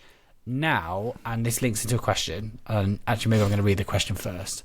The question was: here is Ryan Reynolds a one-trick pony, or does his shtick make him a sure thing for a studio project? Now, this is before he was a sure thing, I would argue. I feel like Deadpool is what led him to becoming a sure thing. But now we've seen quite a few projects where Ryan Reynolds has that shtick, and it's very similar. It's him all the time. So I feel like Deadpool probably was just like a version of him, and he just doubled down on it. And then now this is like best part of 10 years ago, 8 years ago, and we've had a lot of this. And not just as Deadpool, but as different characters. So I feel like I just find it more irritating. I was so vindicated when I said to you, this is doing my head in. And you text me back saying the humour is so great in. And I was like, fine. Because I was expecting you to be like, yeah, it's really good, isn't it? Like, I was expecting you to love it. And I prefer the second one. I think the second one was funnier because he assembles the X-Force and it's just regular people. And like, I felt like the gags in that one were less annoying, and I remember the plot being in some respects more serious. And I felt like there was better jokes and it was less farty. But I haven't watched it since the cinema release, so maybe I need to go back. But yeah. So I've actually seen quite a lot of Ryan Reynolds films, and I've seen quite a lot of his like kind of independent films as well. So the question was from Patch: is Ryan Reynolds a one-trick pony? He's absolutely not a one-trick pony. And the one thing I'll say, he was buried, wasn't he? Like he was buried in a coffin for a whole film. It's a film called Buried. It's a one-location film that was in 2010. That's I love it. It's fantastic. Like and he's great in it. He's done a film called The Voices. That was 2014. It's really Amityville Horror, Jamie's favourite. So you took that from me. I was about to mention that as well. Made John watch that Amityville Horror, which again, some of these films aren't critically acclaimed. His performance in Amityville Horror is brilliant, good. And it's completely different from anything he'd done. And then earlier on in his career, like as well. In fact, same year as Amityville Horror, he done Waiting. And Waiting is also it's a film about waiters. Like it's again an independent film. Like I enjoy him. Like he used to be good. I love the proposal. Like and maybe found what works. He's found what works. The studios say we want more of that. That's marketable. It's so exhausting at this point, and is it it's Fall Guy or Free Guy? Free Guy. So I went to cinema to see that, and again, like, so in fact, hold on, at the cinema to see that, I rated it. What did I say about that? I've reviewed it quite a while ago. Started off as the most generic thing I've ever seen, and it evolved into something a little bit better. Decent subplots. The jokes improved. I don't think I laughed once during the first half an hour.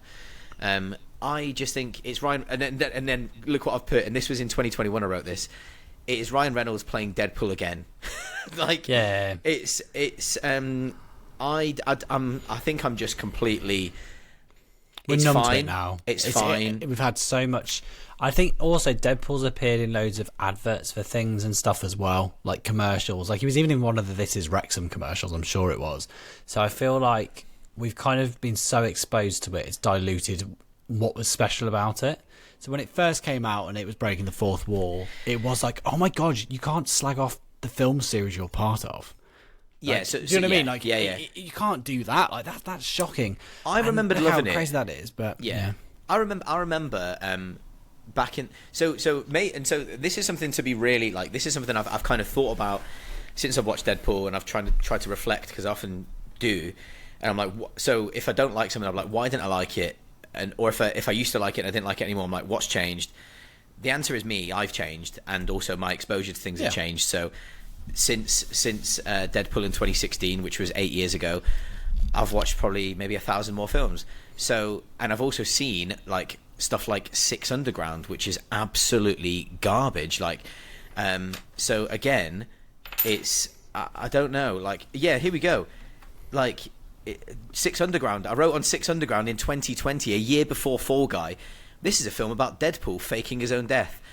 It's like, so what's changed really is me and my exposure to it, and also I'm just bored, like, and I'm 35, and maybe it's not for me anymore, and people that are watching it maybe for the first time are gonna love this, and it's not bad by any means, but it's a pure 6 out of 10. We've not even really spoke about the film. I'm just afterwards, I was watching it, I was like, ugh, like that's how I felt. Like I was like another bum joke. It felt a bit dildo joke. It felt a bit of a chore to watch. I'm not gonna lie. However, I tell you what, I would be lying if I didn't say. Someone's going to be like, "There's no dildo jokes." I'm like, "Yeah, I said it because it was funny. Shut up." X-Men.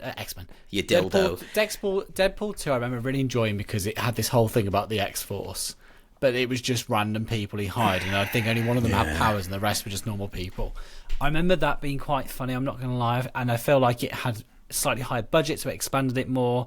You had Josh Brolin in it as Cable, so I felt like it was more, the plot had more going for it, because like this is basically a very simple revenge film with some silly jokes in it in between. But I also feel like, as you just said, I'm 32 now. My sense of humour is probably different than it was. Do you know what though? I still think Superbad's hilarious. So, yeah, do you want to know something good though? So, what I will just say actually, and what it can be commended for is that it's a £58 million budget. Which is as I said, really, the really good. integration of the effects and the CG and the body double, I think is done well. I think there's some bits now where you can see it's CG, but because the whole thing kind of looks like a comic book, you kind of get away with it. It did 734 million, John.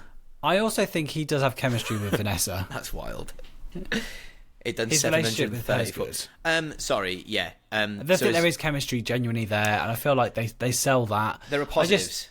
There are positives. Yeah. There are a lot. Yeah. I just felt like this, when I watched it this time, it did feel a bit of a chore. But That's it's mad. Not, I'm so glad. I'm so glad. I don't Yes, think John. I don't think it's bad. I'm actually. Do you know what though? I will watch Deadpool 2 because one, I want to see the new one anyway. Because one, I love. What did I say to you when you invited me to the cinema this Sunday?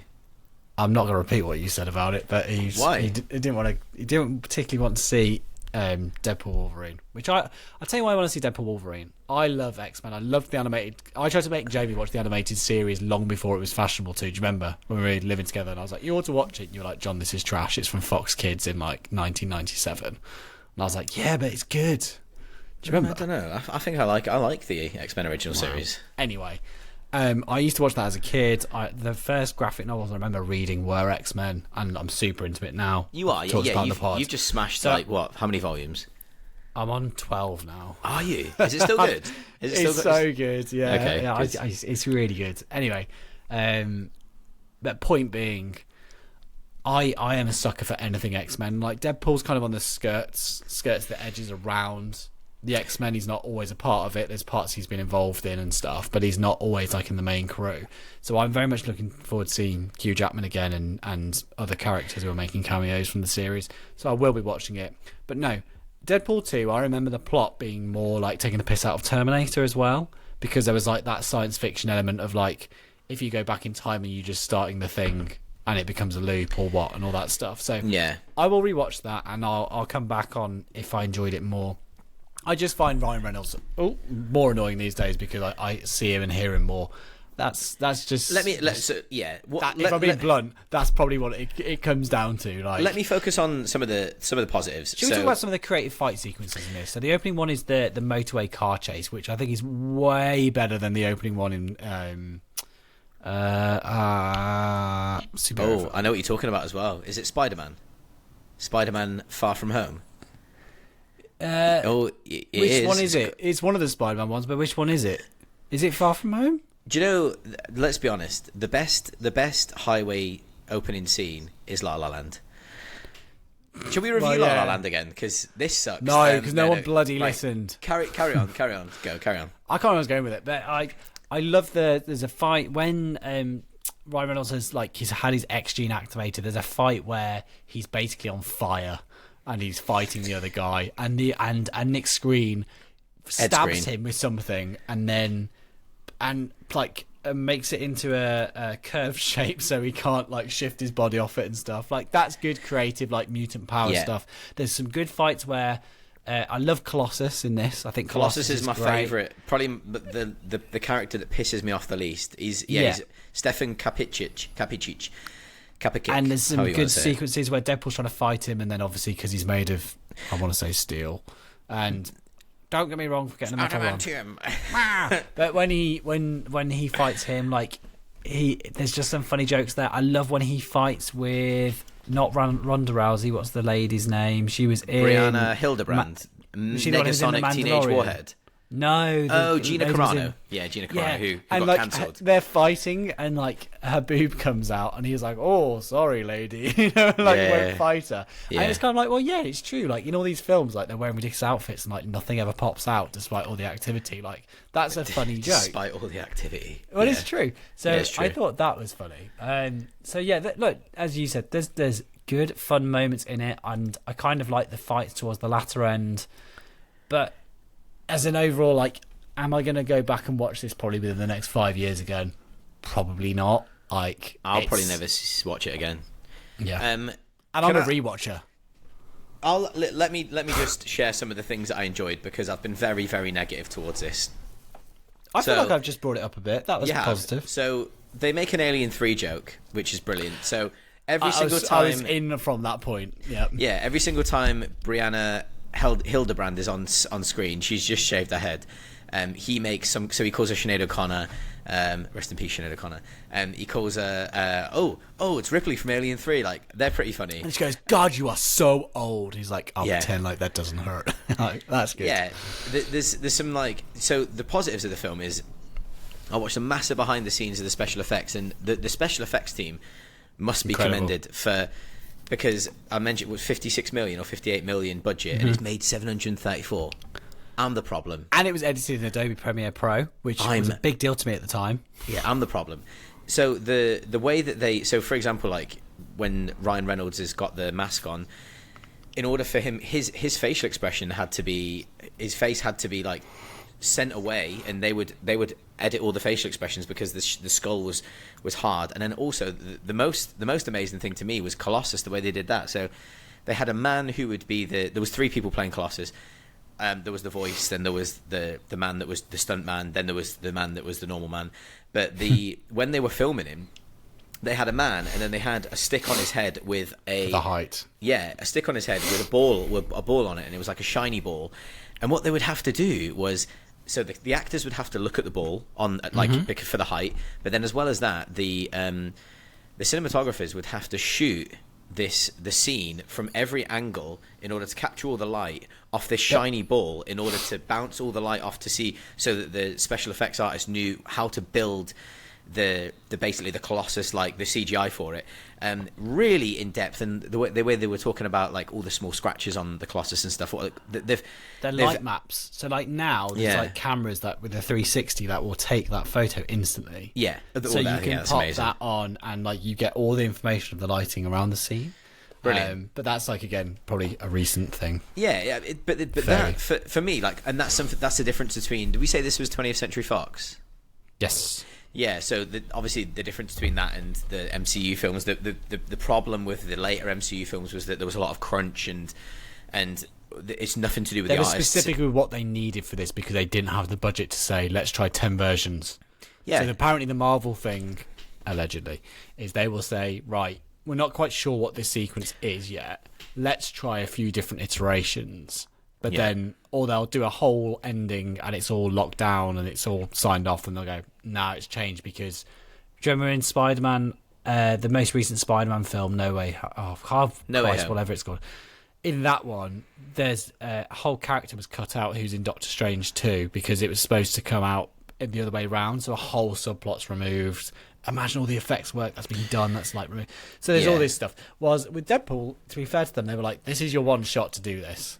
So like, this is it. This is the script. This is the budget you've got. Here's the rough outline for that opening sequence. Stick with that.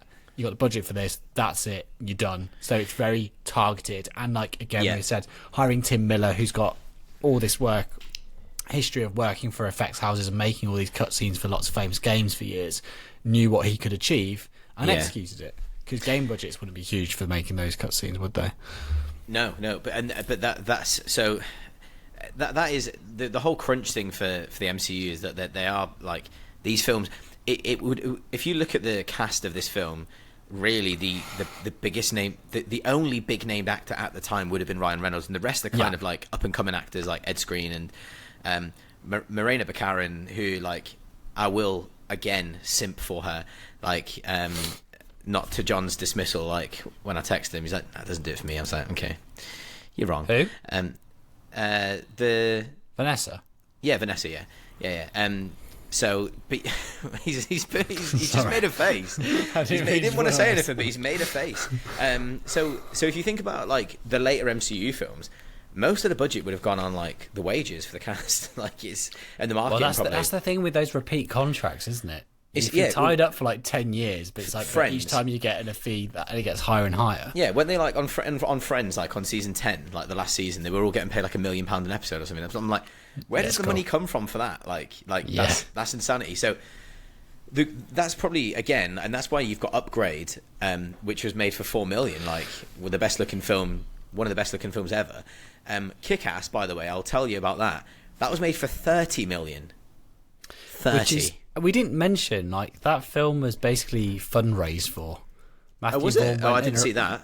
So Matthew Vaughn asked a load of studios and they all said no because of the script, and then he self-funded it by basically doing like a come on guys, come into it, and then we'll sell it to a studio to release. And then he ended up getting more money given to him for the rights to release the film than he asked for the money to make it in the first place. And then obviously it did well. So happy days for Matthew Vaughn. Yeah. So, but like the CGI and the way they've worked with a lot of that and the budget, like I think is like exceptional. I do think that Ryan Reynolds, after me just like banging on about him and slating him for a long time, I've also told you about his previous filmography, which I love. He's doing what works for him at the moment, and that's what everyone should do. Like whatever you're good at. Like if John goes out and he's a videographer and all his clients love his stuff, but his stuff's crap, John's going to keep doing probably the same thing that's going to pay his mortgage off. You know, like you wouldn't. Would you do that, John? Yeah, you wouldn't chill. You wouldn't chill for no one. You'd be like. I think what's happened to him is he's been pigeonholed, and like this happens in any that's industry. a shame. If someone knows you're the person who's good at doing that thing, you'll be selected to do that thing if it makes a company money. So if Ryan Reynolds' shtick makes a studio X amount of million, you're going to ask him to do it again. It's not rocket science. It's a bit like. It's almost like with Tom Cruise after Eyes Wide Shut. Okay. Like he used to kind of do like indie stuff alongside, or like really like character pieces, and then he was shooting Eyes Wide Shut for God knows how long, and then he kind of went, do you know what? I'm just the stuntman guy. I like doing big stunts and a good bit of acting in between, but I'm going to do fun action films. And then he did God knows how many Mission Impossible films. Then he did The Mummy, and even when they don't take off, he's basically doing an action thing, and people know when you see a Tom Cruise movie, you're going to get good stunts and good, what am I trying to say? Like commitment to it. Yeah. So he's pigeonholed as that now. He's not doing anything else. Yeah, it is for a shame. better or for worse. Yeah, anyway. and the stuff I will say as well, like the stuff with Vanessa, they built that relationship up really nicely, and you do feel for him. And the one thing that I did think was good was the part, like he's a wisecracker all the way through. When he finds out he's got this like really far along cancer, and he's gonna, and that's the reason why he becomes Deadpool, is because we did say he loves Vanessa, and he doesn't want to. He also wants to live, and he wants to live for her. So he then does that, like, and when we see him get the news that cancer is so far along, we see the only time in the whole film where he's broken for the first time. Drops. And I do like that as well. Like there's a lot of like they have tried to do some things, and they've tried to do. I guess my problem with the film in general is the fact that I think I've maybe outgrown the humor, and I've just seen too much of it. I tell you what, I think it is, and I think it's after this. You've got Avengers is already out at this point, but we have a lot of Marvel films that, if the first few aren't very quippy. So Iron Man's got quips. They're not, no, yeah. But they're not, like, the first one's not too overbearing. That's the his character, though, not isn't too it? Overbearing. Like that's one character. Tony Stark's character. After Avengers, everyone quips. Like, everyone speaks like they're in an episode of Buffy all the time. This is also the problem with Star Trek. It's like Josh Whedon shit, man. I hate it. I hate it. The thing so much. is, when he did it in the 90s with Buffy, it was incredible fine. because it was the ahead 90s. of its time, and it was like, oh my god, like this is so out there. But then everything had to have it, and it just got annoying. Like Thor went from being a really serious guy to being a complete tool in like 2 films, and like I like the reinvention of Thor in aspects of it, but like this leads into a question. I probably should have done it first, but hey, we're on this rant. Mate, John's the question boy tonight. It ain't me anymore. I ain't the host. I think he's the done issue it again. Is it's Marvel. Basically, so many of them being so quippy then makes us desensitized to those quippy elements, and it becomes frustrating. Also, it gave me Whiplash from the Joss Whedon Justice League, which also has terrible quips and terrible lines. So I feel like you then become desensitized to it. On the question, it's not smart, is it? Like we've said this loads of times. You're gonna ask a question, but I want to get this in just before. Sorry, go for it. The whole annoying thing with that is that we can't have any real heartfelt moments, because at the end of the heartfelt moment is it's about the joke. Yeah, it's just something stupid like, oh yeah, and that reminds me, I've got to wash this jockstrap. Like, do you know what I mean? Like, shut up. On that, why did Deadpool garner such a fan base when similarly toned MCU movies just seem to annoy people? Taika's Thor, I'm looking at you. So I would say Ragnarok didn't particularly annoy people. I think at the time people were quite think that's the best one. People think that's the best one. And I at the time really enjoyed Ragnarok because it was so different. But Thor I hated. I felt like it killed a really good plot line and just... I've not watched an MCU film. So it's about the Butcher, which is like a really big deal. John, I know exactly what it's about. Yeah, but people listening might not. And basically it was a really big serious plot line that went over for a long time, and then in the film it's kind of played for laughs, and it was a bit like, nah. It also suffers from the classic crunch time. There's some bad CG in there, and even I think Hemsworth actually came out and said they pushed it, the classic, I pushed it a little far in a few too many places, and I feel like he's accepting of that. So why did Deadpool garner such a fan base? Because it called out some of the crap things Fox had done as well. The fact it took the piss out of the fact his mouth was stitched up in X-Men Origins Wolverine. The fact it took the mickey out of Hugh Jackman. The fact that it was a 15, hard R, gratuitous violence, but in like a creative comic booky way we hadn't really seen previously. Yeah. So in a serious film. So I think that might be part of it. And I think that probably also leads into another question, which was, will the downward spiral of the MCU make room again for more smaller smaller movies like Kick-Ass, Super, and Chronicle? I think people are just so fatigued now. I'm intrigued to see. So there's the new Superman movie coming out, and it's the first of the James Gunn DCEU and all this stuff. I don't care because it's the same kind of quippy bullshit as well. Yes, but what I was going to say was, I'm intrigued. Do you think that film will do well? Yeah. Superman Legacy. Yeah, because you think it will do well? Yeah, it is. Yeah, of course it will. Yeah. So you think it will? Yeah. I have a feeling. It's James Gunn as well. Like all the people that love the MCU will be like, James Gunn's gone over here, and he's dead funny, and he's a little bit edgy. So his Suicide Squad is quite funny as well. Let's be fair. I've not seen it. So do you know what's really funny? Like, mate, I'll tell you what. After No Way Home, there was no way back for me. Like, because I completely switched off. I've not watched one superhero film since then. I've been toying with the idea of watching Guardians 3 for ages. I kind of wanted to watch Chloe Zhao's Eternals because I love her as a director. But maybe actually it's just not maybe the MCU style. Maybe she just did it for the cash and took it. And she's now making Dracula, I think, which give me some of that. So look, we are where we are. Would I like to see more films like Kick-Ass, Super, and Chronicle? I suppose so, but they need to have something fresh to say. So Kick-Ass is obviously, and Super were both satires of the films around them at the time. Deadpool is kind of filling that void now, isn't it?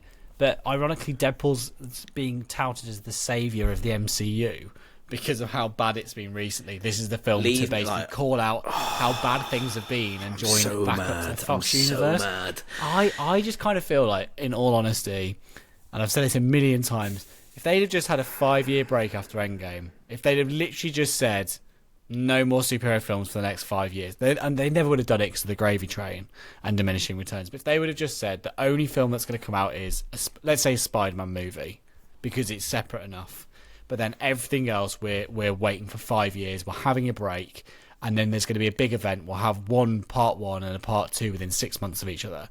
They'd have made a shed load of money, and they could have even done the TV thing, but what they did was it's greed.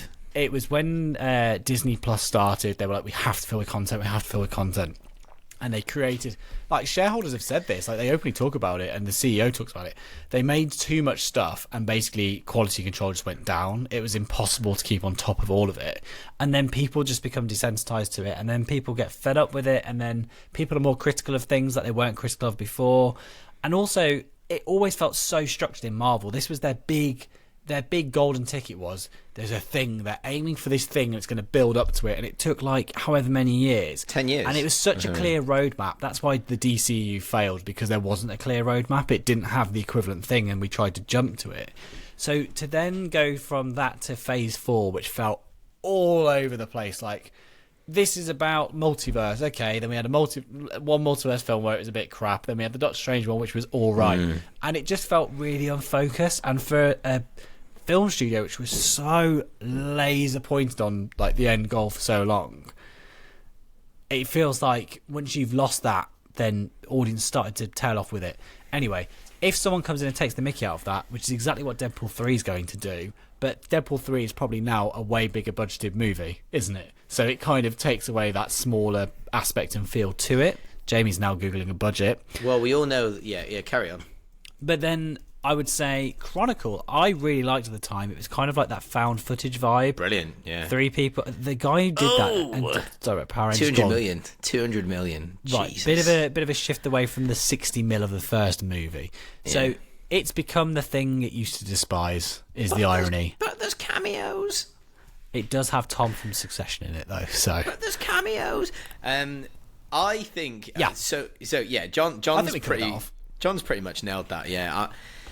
They were very structured, and yeah, they had a good roadmap, and that's pretty much the thing. I think it's just, we said this well earlier on the pod, like probably like episode 20, episode 15.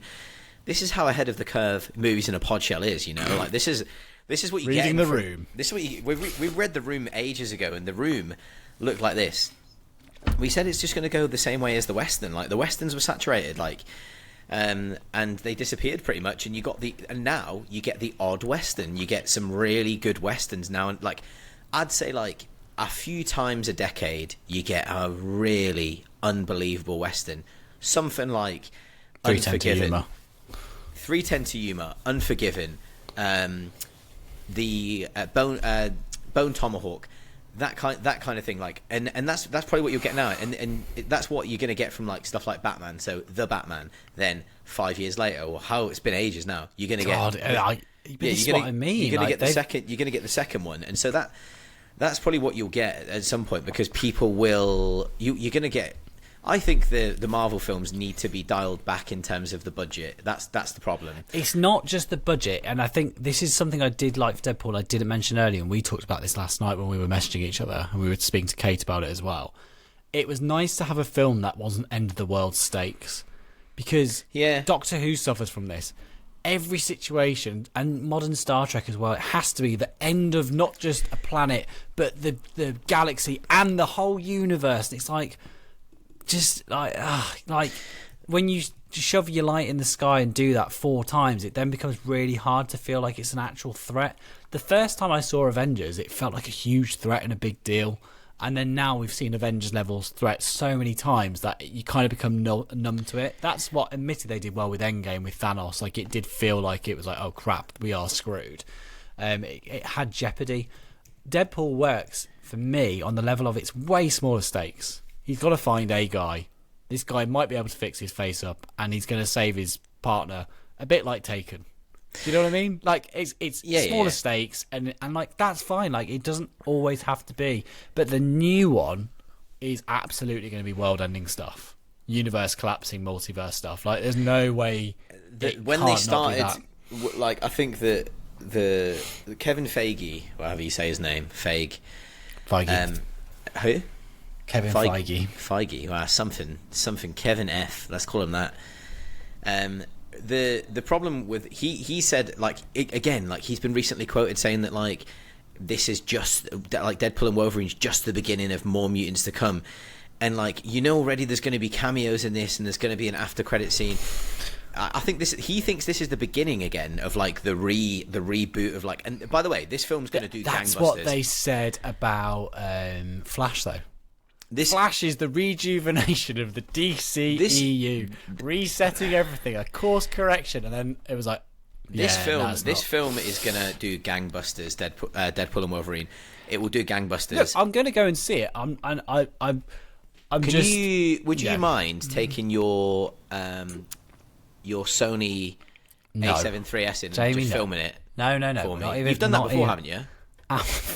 Absolutely not. Almost said something bad then. Absolutely not. No, but the problem, what they need to do is be Go on. like, I think they genuinely need to be like, cool. So that universe is dead, and this is the new universe. Start again. People will Recast. die. Go People again. die. People die, and they have to. There's got to be a point where, and comic books are like this anyway. We've still got Batman. We've still. Do your New 52. Start again. Well, everyone hates the New 52. It needs to I be liked more it. like Rebirth. But that's it, isn't it? Like they've got to start again. Anyway, so we should answer some few questions before we leave. I've got a few more to round up, and then Movie Scenes and Shit said, will Deadpool and Wolverine convince Kevin Feige to do more R-rated movies? Blade needs it. Blade's been in development hell for so long that Mahershala Ali's agent spoke out about it recently, being like, we've been waiting a long time. Also known probably as, I am not happy about this because I can't contractually do anything else till this is... That's going to be that's going to be awful, by the way. Is it? Yeah. That would be a shame. R-rated Marvel films I would be here for. I enjoyed Logan as well. I thought that was good. So to be honest, Logan is the best R-rated movie. Marvel film. I mean, there's not many, but It's not really Marvel though. It's a Fox. It's Fox Marvel. Yeah. It's not. And Mark Miller, he did Old Man Logan was like based. That was Mark Miller's. I want to say it's his first ever comic. Don't know, I'm sure but it is. go And on. then, by the way, sorry, I did get mixed up earlier. He did the Ultimates, so I'd highly recommend reading the Ultimates. I'm pretty sure he did some Fantastic Four as well, which is great. He's just a really good Scottish writer. Scottish, and then we've just got to shout the Scots out. But I think that the R-rated, I think he might do more R-rated films because he knows they're going to make money, but we're not getting many of them. They don't make as much money, and that's always the debate. But this will make loads, trust me. Oh God, I think it will. But hey ho, Joker made $1 billion, did it not? have you seen the new Joker trailer? No, you don't do trailers. Stupid question. But I've seen bits of it. Hey, it looks good. Yeah, it will be good, yeah. Right then, folks. I feel like that is every question covered No, off. it's not. No, it's not. No, Do you know what? Dennis. And that's why John's not in charge of questions. Sorry, eh? what was it? What was the other That's one? why. John. Sorry, Film Forager. Sorry. Jamie needs to read it in his crappy accent. Go for it, Jamie. Have you just called Chandra's accent crappy? No, your take on her accent is one of You're the worst peaking. parts of every episode of the pod. You're peaking quite a lot. Jamie's gonna talk like this. Irish. I don't know what you did. Film Forager writes in. She said, "What's the best film you took on?" You literally just did it. What's the best film you took a date to on the cinema? A date to on Valentine's Day. What's the best film you took a date to on Valentine's Day? Yeah, game on. That doesn't say that, but I need to Google the release date of this so I don't say this wrong. okay. But I I'm just going to tell believe- you, Chandra, that I'm not that cliche. You know, I don't celebrate Valentine's Day. Correct. What I do is I celebrate. I celebrate my girlfriend every day of the year. You know, I don't need a day to be marketed to, and I don't need a day when there's lots of other couples doing disgusting things in the cinema. You know, the old popcorn trick. Hey, John, I've seen you doing that before. Wow. Anyway, sorry. What film have you taken someone to see? Back in 2009, I've told this story on the pod before when we did the 2009? Romeo and Juliet episode. How old were you? About 9. 9. No, okay. No. 11. Release date. 2009. Ooh, hold on, let me check. UK. It says UK release date of Benjamin Button was 6th February 2009, which I Benjamin believe is Button? true because I took. Fincher's Worst. It's not my favourite. I have only watched it once for the cinema, and the date did not go well, so then I never revisited it, and it was like 3 hours long, and it was really awkward. And why didn't it go well? So I've told you this story on the pod before, but essentially I took a girl on a first date who I really liked at college, and it was one of those where her friend who was someone I was friends with, and she was like, "Oh yeah, you should go on do it." I think she was called Lauren. I actually can't remember, but anyway, she was cool. She wore a leather jacket, and she was at college, so I thought that was really cool. There you go. Anyway. That's a point for all you guys out there. You want to be cool? You wear a leather jacket. You get a leather jacket on. So anyway, it was 2009, and I was like, "Oh, new David Fincher film," because I was a massive Fincher head at this point. And I was like, "Let's go. I'll take you out." And she said, "Yeah." And it was, I always find it weird looking back. Why do you take dates to cinema? Because you don't meet them to I didn't take her for dinner or anything before, or meet for food. So I didn't really speak to her that much. I just kind of Hi. And you're not How you doing? in there. Yeah, do you want to go in a film? Like, Yeah, great. and you're not in there snogging either. Like, that's Well, a weird no, thing. like that definitely didn't happen, which is why the date was so bad. Like, it just was not happening at all. Like, literally, it was just one of those where it was quite clear. I feel like she'd been talked into going on the date rather than wanting to do it. Do you know what I mean? And like, too scared to say no. You give them vibes, John. No, oh god, you're so grim. I got one of those already awkward like hugs. At the end. Shut up, Jamie. At the end, like it was really embarrassing. I come on the bus and it was snowing and it was really bad. And I was like, oh my god, like whatever, I'll get the bus back. It's fine. And she was like, oh, my mum's picking me up. Like she can give you a lift back. And I was like, no, it's fine. She's like, no, like it's okay. And like. But the date hadn't gone well. We'd had like that awkward hug of like, this is just gonna be a friend situation. And then her mum thought the date had gone well, so in the car she was quizzing me about like, oh, where are you from? Like, what do you do? Like, what you planning to do? Like, what university? Like, and like, she was really lovely, but I was just like, this hasn't gone well. So like, this conversation, like, you don't have to worry about any of it. I was definitely being quizzed as if there was like something on the horizon. I was like, nah, this didn't go well. She clearly Benjamin Button wasn't a great film. That's got pure pain in the arse, mother-in-law written all over it as well. Like quizzing you on the first date, like get out of my face, man. Listen, I wish I'd gotten to that bus. I've got one headphone in, listening to "Take Us to Your Grave" by Fall Out Boy. Now get out of my face. What are my plans when I'm older? Yeah. My plans is to just get through this car ride.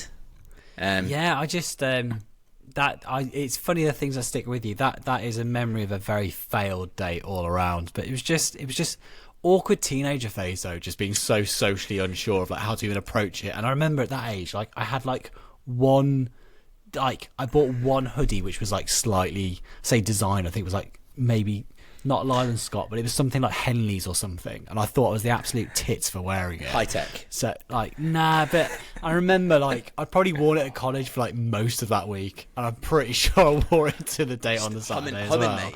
Stinking of teenage angst, mate. Just you know, you're just like, what were you doing? But anyway, look, that's what being a teenager is about, just finding, you know... Yeah.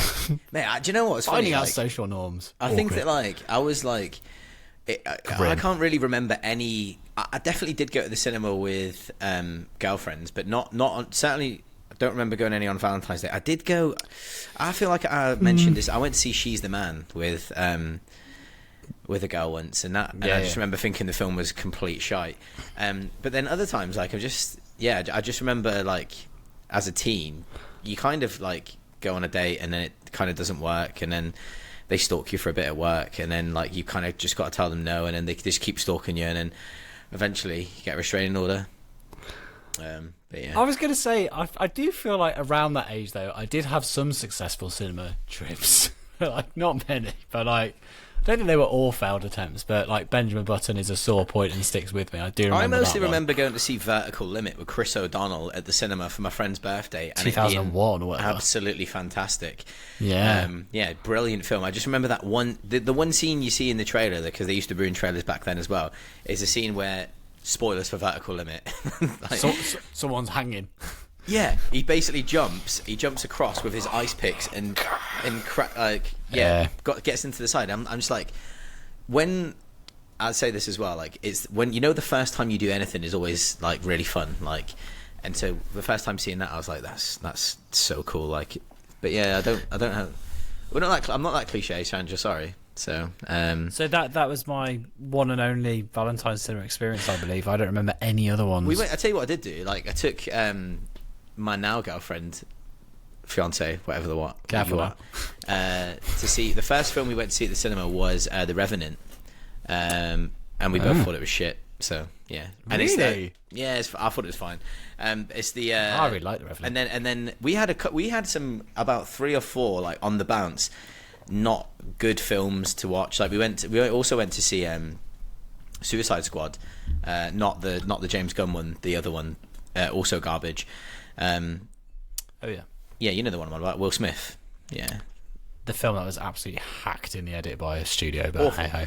Yeah. So yeah, that's happened a few times to me now. So anyway, nothing to do with Valentine's Day. I think one of the most romantic things Harriet ever did for me. She hates science fiction. She went to go and see 2001: A Space Odyssey at the cinema for a 70mm like re-release Christopher Nolan did in like 2018, and I think she was genuinely stunned by the fact like you still haven't bloody seen it. We need to watch it together. The fact what they were able to create in that era with no CGI, photochemical effects, and she was awed by it, but she was also like, this is one of the most boring things I've ever seen in my life. And she's like, the fact I sat through this, I was like, yeah, it was actually very loving. Anyway, that is that. We have been rambling long enough. Yeah, extra episode, guys. You've literally had an extra episode because the amount of times we've done 3 weeks on the bounce without any episodes. By the way, I am just like conscious that like if that was really self-indulgent and that was boring for you, as us talking about our love life, like who cares if it's boring? It was a question. It was a question, but if it's that boring, just let us know. We will never ever do it again. If it wasn't boring and you do like that bullshit, then we'll just carry on with it. Do you want to hear more dodgy stories from when I was 18-year-old and couldn't, you know, get a girlfriend? Feel free, write in. I've got a full can of Dr. Pepper here that I haven't drank because I have had 3 beers. The next but one episode is going to be Alien Romulus, and I think John, do you want to pair it with Terminator Dark Fate? 'Cause I'm up for that. Yeah, why not? Because what I might do is watch Terminator 2, TDF, and then go straight to Terminator Dark Fate and ignore the ones that we hate. T3 with the TX. We obviously Salvation, ignore Salvation, garbage, and we'll ignore Salvation. Genesis as well. So that'll be the next one. Yeah. It's probably going to be it's my choice next episode. So we'll do we'll make sure we do something quite nice for you. Maybe we'll do the holdovers or something. John, where can they find you? At jcb.video. And Jamie, where can they find you? Or tomorrow, if you're around Glasgow, you can see him in Glasgow. He sent me a big list of his kit today, and it said I had to click read more on WhatsApp. I was like, I'm driving to Nottingham. What's that? Charging equipment. I'm actually charging batteries now. He's charging his batteries now. Anyway, you can find me at MoviesinaPODshell. Please remember to get one of these bad boy t-shirts from MoviesinaPODshell.sumupstore.com. £18. It'll fund the next t-shirt we're gonna about to design. We're gonna design it anyway, so even if you don't buy one, we're still gonna spend our own money designing t-shirts, ordering them and paying for them, because money is no object, are they, John? John's middle class. You can go on Spotify. What is going on? Apple Podcasts, rate us 5 stars. We only accept 5 stars. It says it on this t-shirt as well. Please rate us, please subscribe, please like, and just basically we just want to become the Joe Rogan of movie podcasts, but not talking shit all the time, allegedly. John, anything from you? Let's wrap this up before we get John's like, what's going on? Just because I mentioned Joe Rogan, it's fine. See ya. What's wrong with you, man?